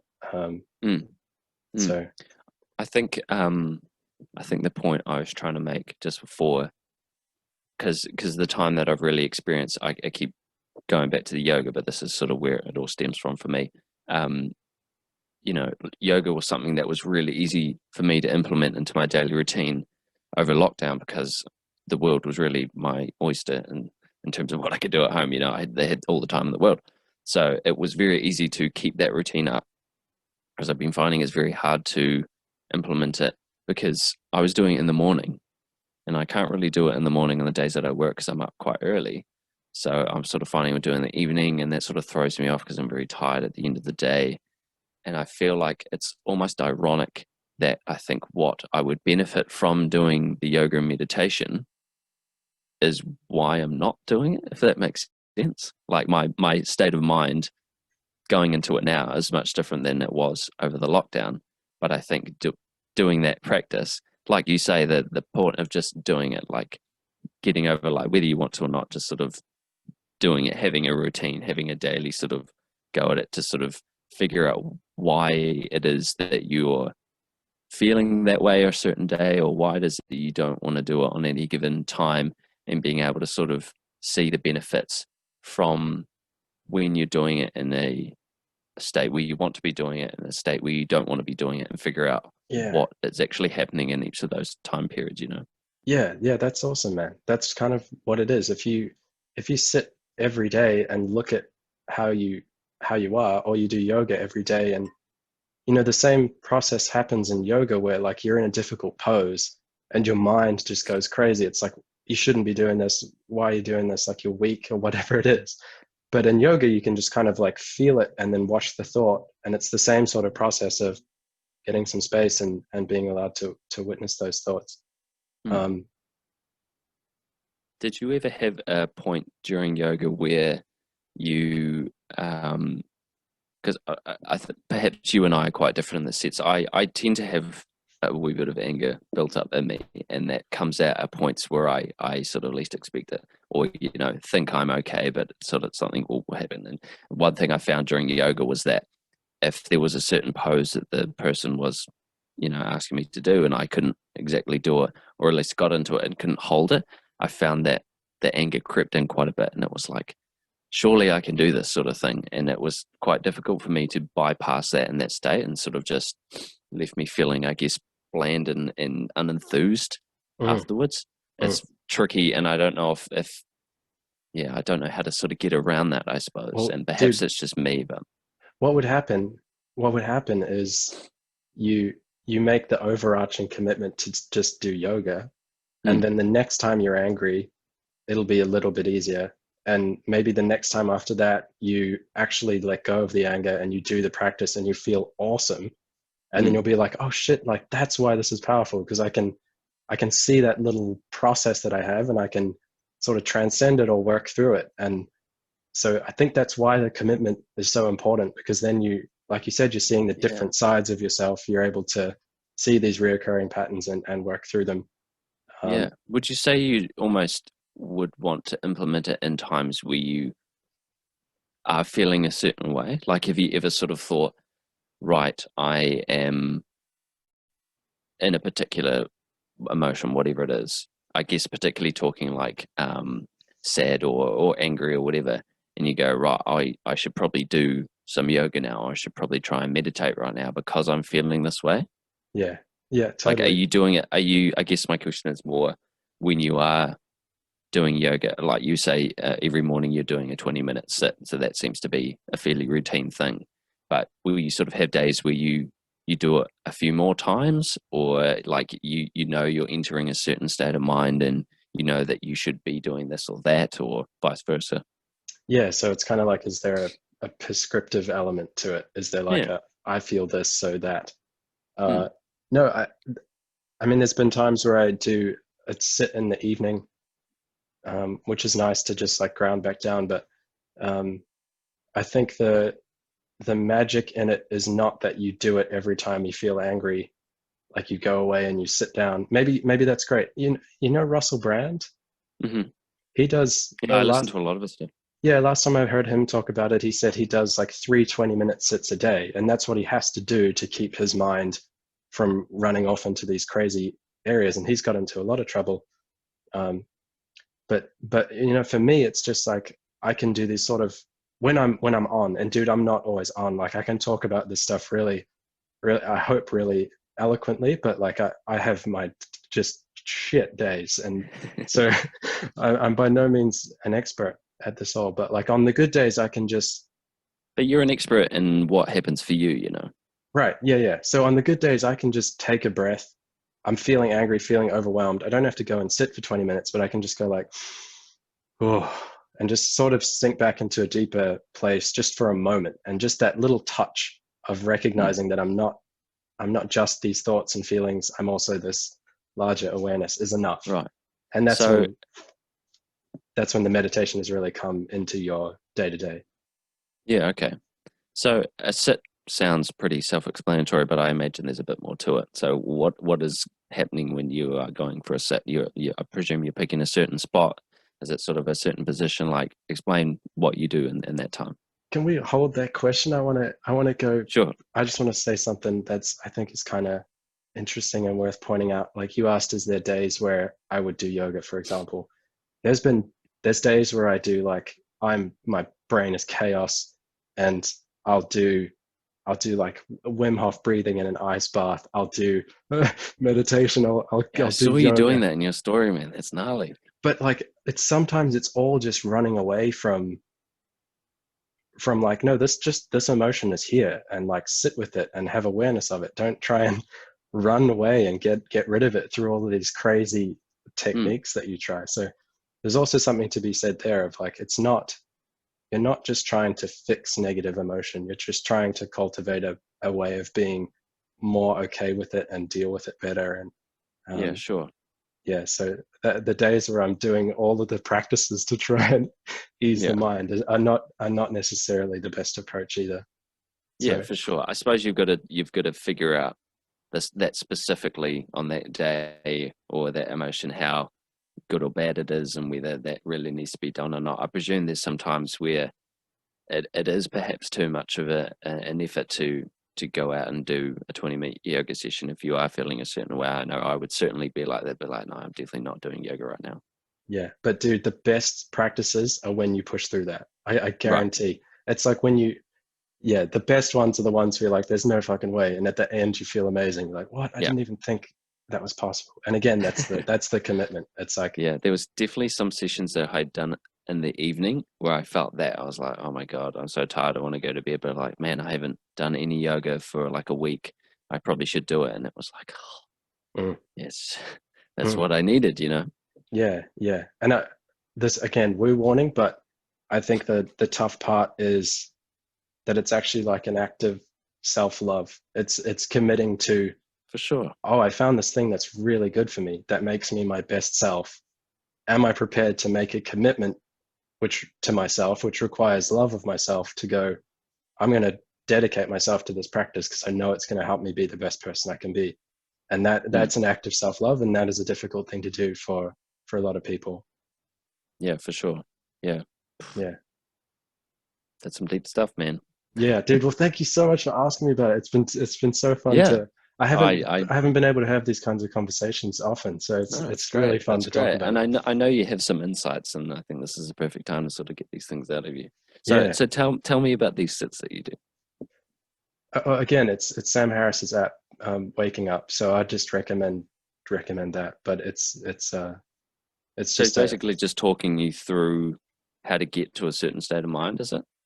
Like you quite literally are just sort of sitting, and it's a meditation yeah, practice. Yeah. cross-legged on cushions, and Yep. then he's guiding you through a simple framework of how to do this thing that I've been talking about, this Hmm. gaining space from your thoughts and becoming present and It's aware. probably one of the better ways to start a meditation practice is through a guided session like that, I presume. Definitely. I think it's the lowest friction entry point, and it's also like you can quite quickly touch the place where you're like, oh shit, this is valuable. Whereas Right. you could flounder around for years on your own reading books and things. But yeah, I would recommend that. And dude, it is as simple as just sitting on a cushion. But then the world inside is so infinite and complex that it's Mm. yeah. And it's always outside, sort of no matter the weather. Like, have you? I Oh no presume no you've sort of done a. Sorry, go. inside. Yeah. Oh, okay, right. Yeah, Yeah. Yeah. No, I've got like a little setup here of just cool yeah. shit that I sit in front of. Oh, cool. Okay. I would We do it imagine I anyway. sort of thought about like as part of a meditation process, like if it was like quite cold, because you say you've been doing ice baths and things like that. Would that be something that you think you or someone else would benefit from, was doing a sit like you do, but sort of outside in the cold and sort of trying to sort of bypass the, I keep saying bypass, I don't know if that's the right word I want to use, but sort of, I guess, moving through it or moving with it to sort of overcome that sense of, I need to get out of the cold or something as well. Or Yeah, does that yeah. just sort of become like dangerous for your body? Yeah, I don't know. Well, dude, there's crazy stories. Where was I? I was in Thailand, and there's um these figures everywhere of this, like bronze castings of various sizes, some that are fucking huge, of this guy who's like skin and bone. His arms are like as thin as a finger, and he's like hurled over in meditation position, like almost dead. And they all celebrate this guy because he just sat. He just sat. He didn't eat, didn't drink. He just sat for like 50 years and then died in a meditation position. So like you can go as far as to completely transcend the needs of the human body, and like there's people that can lower their heart rate to such a low rate that they don't even really require many calories. So it's a spectrum, and you can go so far either way. But dude, I think you just start like sitting on a It's cushion in a fascinating, warm man. room.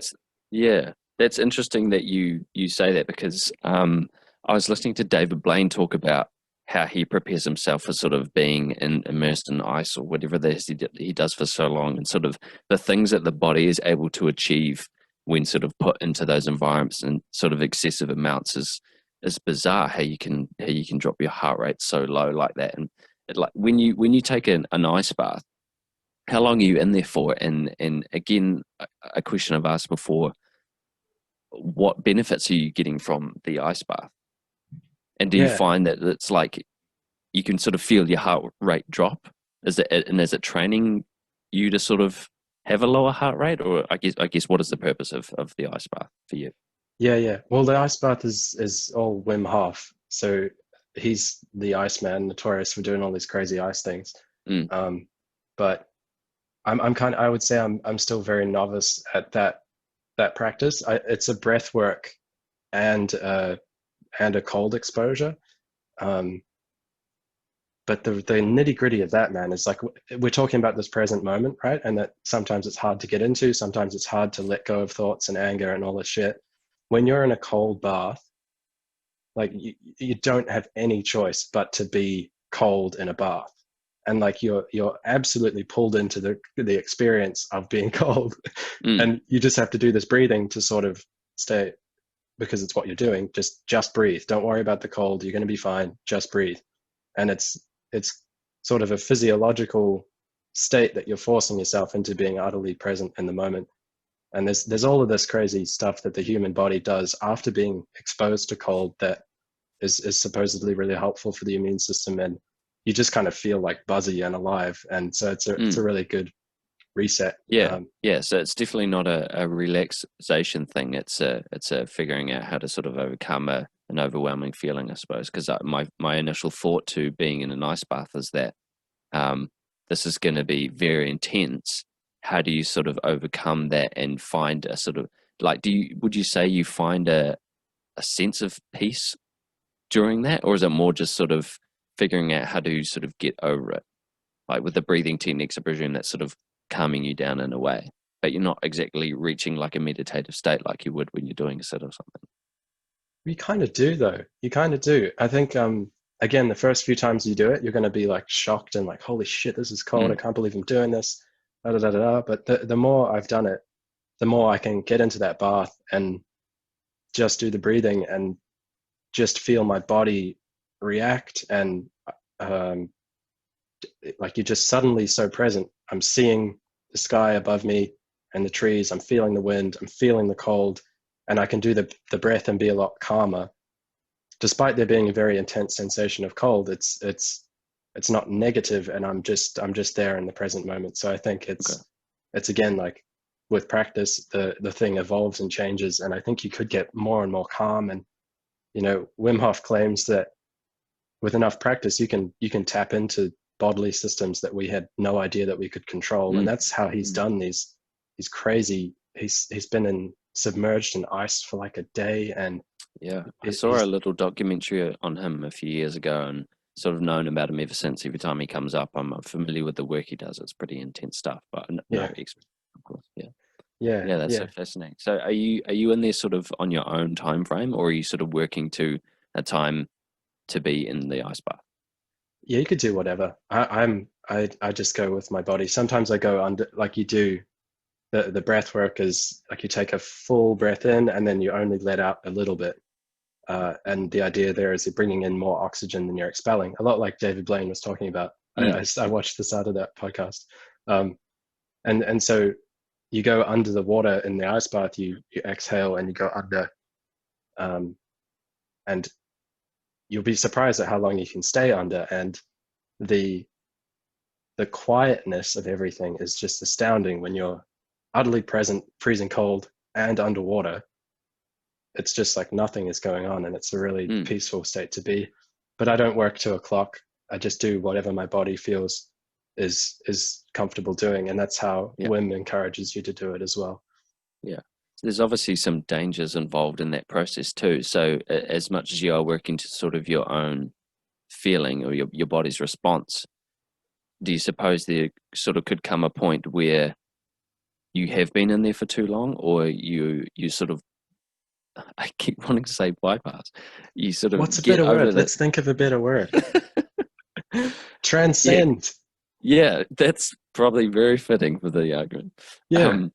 Yeah, so you transcend this thought, or you've overcome the overwhelming feeling of the cold, but if you are sort of too immersed in it and you not stop responding to your body, but I guess sort of find, I guess, a state of relaxation or calm, but it almost takes over too much and you are in there for too long and it sort of becomes dangerous. I guess my question is, there must be a point surely where you're in the ice bath for too long, like you need to get out, sort of thing. Yeah. But I think something that Wim sort of champions, and interesting thing about him is that his teaching is really basic. It's not like do this exact thing for this amount of time, and he's kind of just like breathe in, breathe out, breathe in, breathe out, and you're like, what am I doing? But he really trusts that this is something that's innate in you as a human monkey, and like you just do you listen to the body, and the body will tell you what to do. And I think that's right. Whereas like you won't get so zenned out that you'll freeze to death. Um, and yeah, just be reasonable and listen to the body, and Yeah. it'll tell you what's up. Yeah, I suppose that's it, isn't it? There's going to be a point where it's like, okay, this is intolerable, and you sort of leap out, you know? Yeah, Yeah, but you could just stay in that bath and do what we were talking about before, the spiritual bypass. So there's these thoughts and sensations coming up, being like, dude, fucking breathe or get out of this cold yeah, bath, or you're gonna die. yeah. Uh, and you've been in there for like 2 minutes, and you just keep, no, I'm just going to go into a meditative state and let these thoughts go, and then you're dead. So yeah, this Shouldn't laugh, but I mean that's kind of the question I wanted to ask. Like, surely there's a point at which you can just sort of pass out. yeah, dude, there's becoming more and more aware in this sense, but then there's also just an element Mm. of like wisdom, and it's like, Yeah, no, yeah. there's some thoughts you have to listen to and act on, and And getting I out guess of a there's cold bath some, is one of yeah, for sure. them. I suppose there's some, I, I guess the logic stems from that point specifically that these things can be quite dangerous and your body is responding to them, but you're rather than sort of taking it all away, you're just making your body learn or sort of adapt to that environment, you know. So it's not like we're gonna die here. It's like how your body responds or what it does to sort of account for that until the inevitable, but you're sort of stopping at that point and building up immunity, like you say. It helps with your immunity, that sort of thing. It's Yeah, quite a crazy thing and quite scary probably to a lot as well, and probably why someone like Wim Hof has been so sort of looked at, is because these practices are crazy and often very dangerous too, and sort of adds to the whole, I suppose, mystery of it all. but I think it's not dangerous. I think the human body is so powerful beyond what we think it is, and it's so capable, and Right. we just have so much fear around like, oh no, don't do that, you'll get a cold, da, da, da, da. But if you just Yeah. put like fucking trust in it, and you just breathe like a beast and do a practice that like what Wim Hof is talking about is not new. It's a breathing technique from ancient times. He's just sort of popularized it.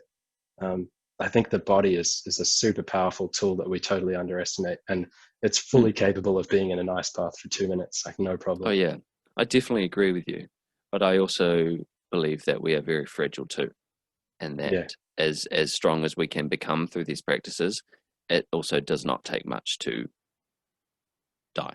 You yeah. know? There's wisdom involved as well. Like I said, like Yeah, yeah, for if sure. you've got a cold, don't you're gonna compromise your immune system by getting Mm, super super cold. So yeah, mm. there's always just like a common sense element Yeah, to for sure. anything like Yeah, this. definitely, and that Yeah, comes down to the individual, of course. But yeah, yeah, yeah. And interesting. it's like I said before with the bad days where I try and do every single spiritual practice there is. It's like, oh, sometimes you just don't push it. Just do what's reasonable, Yeah, common sense. yeah, cool, fantastic. I see. Recently you've gotten back into your sling practices. I've seen a bit more content coming up from you recent. Have you had the opportunity to sort of come back into your 3D printing? Is that what you were doing, or just sort of design process in the wood? I guess where are you at Yeah, with your sling, dude, and perhaps that's explain the sling to the people listening for those that don't know. yes. Well, sling is a it's a way of wearing a drink bottle. It's just a simple rope that clips onto a drink bottle, and then you can sling it over your body. It's super helpful. Is invented at a music festival, so it's really helpful for festivals and travel. But yeah, it's sort of been dead in the water throughout the lockdown. I haven't had much motivation to do it, and no access to tools and things. Mm, Um, yeah, come to a as you sudden halt.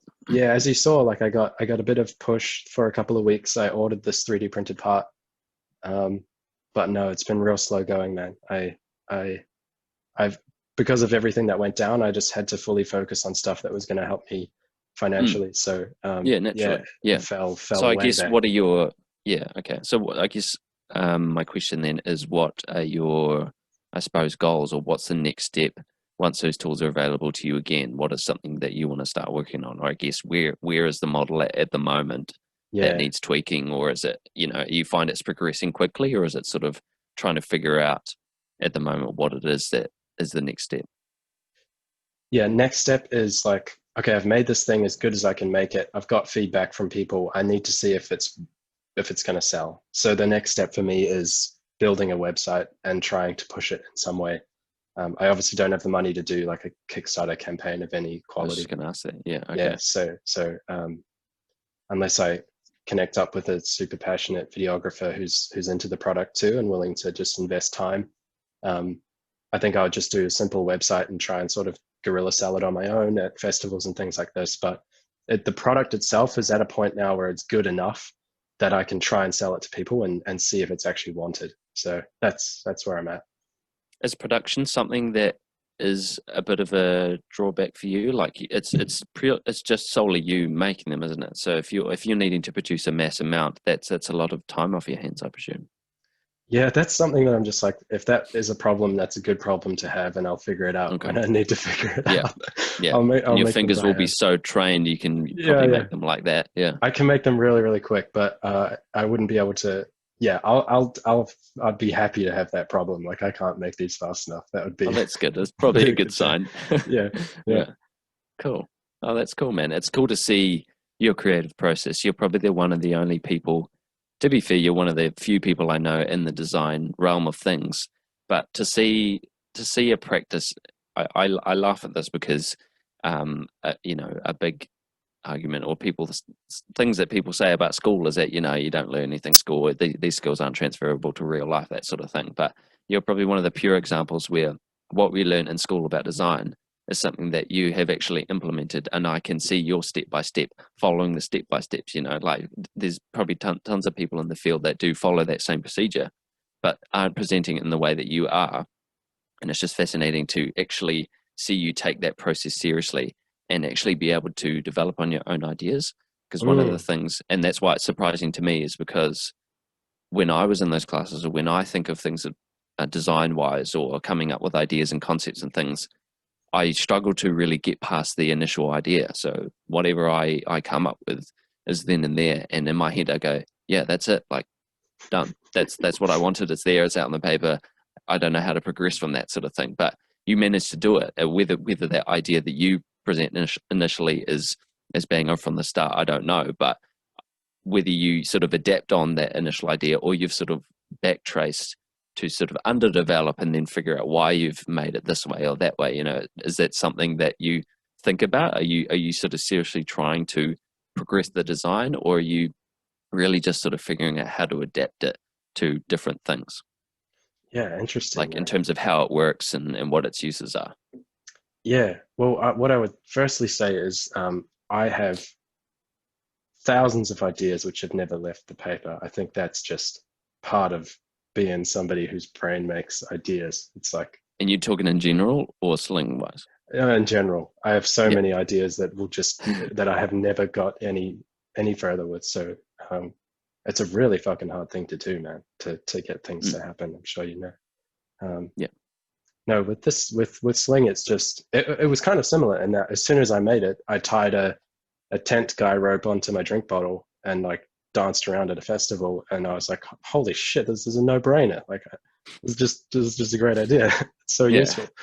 And ever since then, I've just tried to improve it to a point where I wouldn't feel rude to sell it to someone. And Yeah, for sure. I feel like I've finally reached that point after giving you a crappy one to test.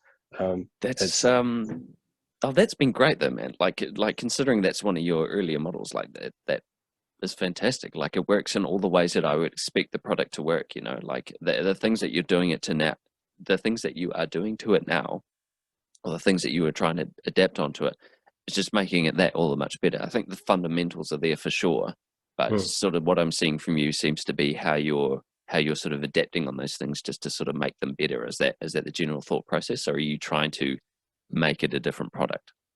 no, Not a different product, but work in a different way, perhaps.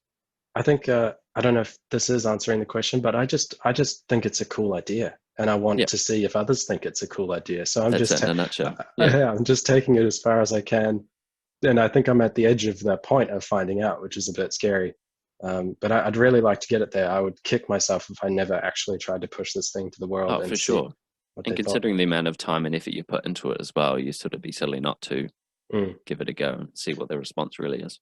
But I get the same inspiration from you, man. It's just the ability to get excited by an idea and then make it happen. And whether that's on the scale of a product that takes months and months and months, or it's just a painted image, and you can create that in a day, or a podcast, and you're doing so well with this. It's so cool. Thanks, I man. think just that process of going, an idea is exciting, and I'm going to try and find whatever way I can to make that thing happen is kind of what I'm doing. And I'm just lucky that I have that structure of design kind of built into me. Yeah. I'm not one to talk myself up or anything, but I will say the one aspect about my personality that I do love and has benefited me greatly is that if I do have an idea of something, like, and I'm very passionate about that idea from the get-go, like I'm all in. Like with this, man, that was all it was. It was like, had the idea, oh, that would be interesting to take that platform and have it here. I've got the space to do it. I've got the means to make it happen. Why not do it? And that's just what happened. I'm all in. I'm doing it. And same with painting as well. It's just took one other person doing that same thing for me to go, okay, I could do that. I can see myself doing that and just doing it. And has there been difficulties and resistances in in particular in the podcast and getting it to happen? Yeah, kind of comes back to what we were talking about before about learning things the hard way, and that's exactly what's happened with this podcast. And I'm not in over my head, but I'm in very deep, and not to say that in a bad way, but I am doing this now. This is something that I'm doing, and I love doing it. And obviously, it's only been a month or so, but I love doing it, and I know I'm going to be doing it for a long time. I've got the gear now to get me through heaps of it, you know. But to answer the question, yeah, definitely been some struggles. Learning things the hard way. So figuring out what it is that makes, in terms of the equipment side of things, figuring out what it is that makes a good recording is definitely probably spent a lot more money than I should have, and that is sort of, I guess, the negative side of my personality in that aspect, is that I just want to get it done and get it started like the same day sort of thing. So that usually means buying things without spending too much money at one go. You know, oh, if I can do this for, not so much money, if I can get this started for as cheap as I can, then I'll do it. But of course, that was what happened is, learning things the hard way, is that there are certain things that do have to be done properly to make it sound right. So I just sort of got all the equipment that I thought I needed firsthand.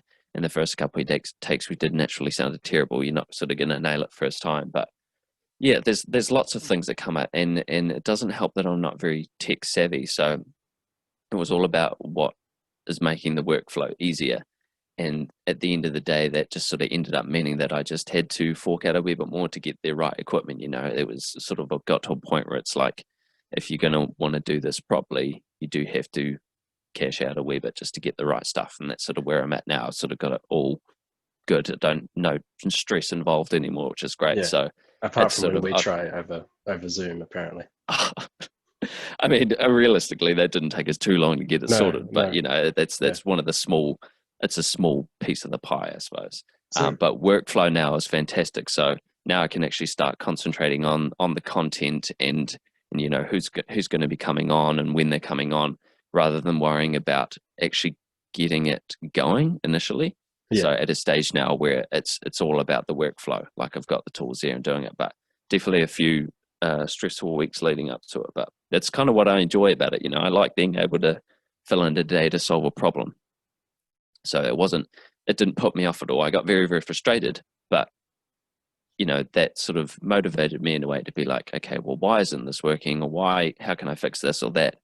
And just making a day of making that thing work and getting that satisfaction all sort of ties into how I feel about how it's all running. And now it just feels very, very, it feels right and it feels comfortable and it's settled and it just feels like what I should be doing now. So hopefully awesome. That and this whole just means it'll carry on as long as it will. Yeah. And you're such a natural conversationalist. I think podcasts are an awesome structure because they're a dedicated conversation, and those aren't normal occurrences now. Yeah. Like, so just this to is dedicate. Something I'm finding. Yeah. And you've got a really natural talent for keeping the conversation flowing. Even when I'm fucking 30 miles away and spiritual trying to figure out what the fuck, man, you can still keep it going. So that's awesome. Yeah. But I wonder, like, so we have this idea of something we want to achieve. Yours is a podcast, mine is a sling. And there's all of these difficulties and resistances in getting us there. I wouldn't say I'm there yet. I'm far from it. But what is it that keeps us pushing through those difficult things? Yeah, I mean, for me, it is that failing and succeeding from your failures. Learning from what it is that doesn't make something work or click. I think my anger and frustration plays a big part into how I end up achieving things because it has to be done. And I'm very, very impulsive in, you know, if I find something that there's something I need to get something done, then I want to get that done that same day or as soon as it's possible for me to achieve that thing. And I think that's just sort of ingrained in me. So I think for me, it really just is me getting it done the way that I want, having the things that I want and need to get it going. I don't know. I mean, it's almost like striving for perfection a wee bit. Like I definitely don't need all the stuff that I have here now to do what I'm doing. But it was just like this could have been, I could have been a few episodes deeper. I could have just bought something to plug into my phone, like little lapel mics, and get people around and just sit down and talk and do it that way. And I'd probably have more content then, but they wouldn't sound as good. And to me, that would just bug me to no end, listening to something, because being a podcast listener, listening to something on my own and comparing that to someone else's product would just bother me too much, and I would eventually be here anyway. So it's like, might as well just go all in for it. Yeah. So I guess, I don't know if that answers the question, but Yeah, I it guess does. that's sort of how I get to the result. You get an idea of something that excites you, and you're like, I'm going to get this done. I'm going to try and do it today, and Yeah. you just push through. Yeah. And that can definitely have negative connotations too. Like, I can definitely go all in on something, and then when I am there and all in, I realize that isn't what I wanted to do. but And that's so good. I wouldn't say that's a negative thing. I think it's so much better to like go 100% deep into a hole that you're not supposed to dig than to dig 50 holes a foot deep because you're too scared to commit to anything. Like, because then at least you don't want to do that thing. Whereas yeah, if you for have sure. 50 shallow holes, you're like, I have no idea what I do, you know? Yeah, that's true. Yeah. And it definitely wasn't thinking of that as a negative, but you know, um, not not a negative in sort of like a mental standpoint, I suppose, but in terms of like financial, like with this, Yeah, if I practical bought all shit. this gear and then find out I didn't want to do it, and I'll just spend X amount on all of the stuff, I'd kick Yeah. myself in the butt for a wee while. Well, But that's yeah, like no, it's definitely the best way to grow and figure out what it is that you want to do is just go all in. yeah, and just commit. Like, Yeah, I've got all these post-its here of cool shit that I never read, but occasionally they're good. I've got yeah, one. Yeah, like if you're going to try, go all the way. Otherwise, don't even start. And I think that's good. Like to yeah, just get to the end of something. And I remember you approached me and said if I'd be keen to make a logo. I'm like, yeah, man, mm, happy to help you. Let me know when you have 3 recorded podcasts, because it's like at least then I know you're doing it for real and yeah, like for it's sure. happening and it can be done. So, Yeah, but admittedly, initially when you had said that to me, I sort of thought, because I was almost already quite deep at that stage, and I was like, I'm definitely doing it. Like, I know that I was definitely going to be doing at least 3 episodes. So to me, it was kind of like, not that I was shunning you or was getting angry at you at all. It was more just like I just want to get it all done now. That was just back to that whole thing. It's like, I just want you to give me the logo. That was sort of yeah, what it was.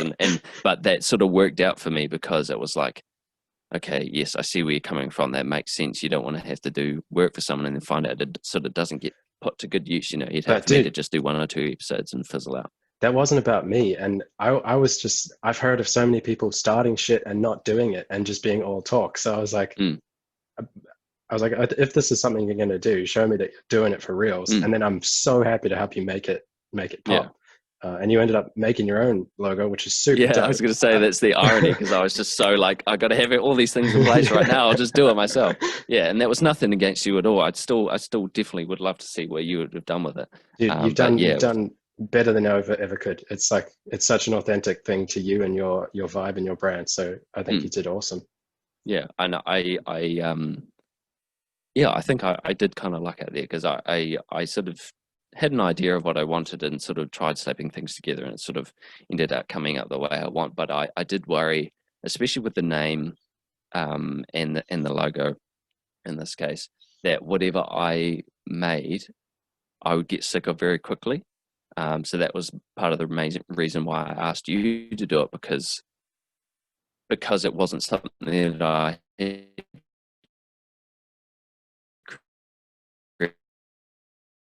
created. I would probably like it more. So that sort of was the main thing for me. It was like, if I look at something that I haven't made on my own, are you still there? Yeah, I'm losing you. You there? You froze for a bit. Yeah, I was getting robot Karen. You were getting what? Robot Karen. What is that? Oh, Robot Kieran, right. Yeah. I think you said Robot Karen. I was like, who the hell is that? Karen me. Yeah, I was gonna say, like, when we end this, I was gonna do a thank you prayer to the Zoom gods because they've been so kind. Just that was the only Oh, lag yeah. we've had this whole time. Yeah, yeah. There was a little tiny one where you'd froze for a second. The audio was still coming through, but you had skipped a wee bit and my heart sank a wee bit, but Yeah, you're yeah. Oh right. shit. But yeah, Zoom been fantastic. Yeah, yeah, yeah. Cool, man. Well, look, we've been talking for 2 hours. I think this is a very solid Yo, effort. yeah, that Yeah. was really fun, dude. And again, Yeah. you've done so well with the podcast. Such a natural thing for you to do, and super fun for me. That was so cool to talk about some of Yeah, that stuff awesome. there. That's the idea, eh? And I knew it was things you were passionate about, and I did want some answers from you too, of course. And it's obviously always nice to catch up with you. So I really appreciate you doing this. Yeah, man. Yeah, really grateful. It's been fun. Cool. Awesome. All right. Well, we'll wrap this up. Again, thanks. Always lovely to see your face, man. And stay on the line. I want to chat to you afterwards, but we'll wrap it up for everyone, eh? Yeah, yeah. Lots of love, All man. right. Bye, everyone.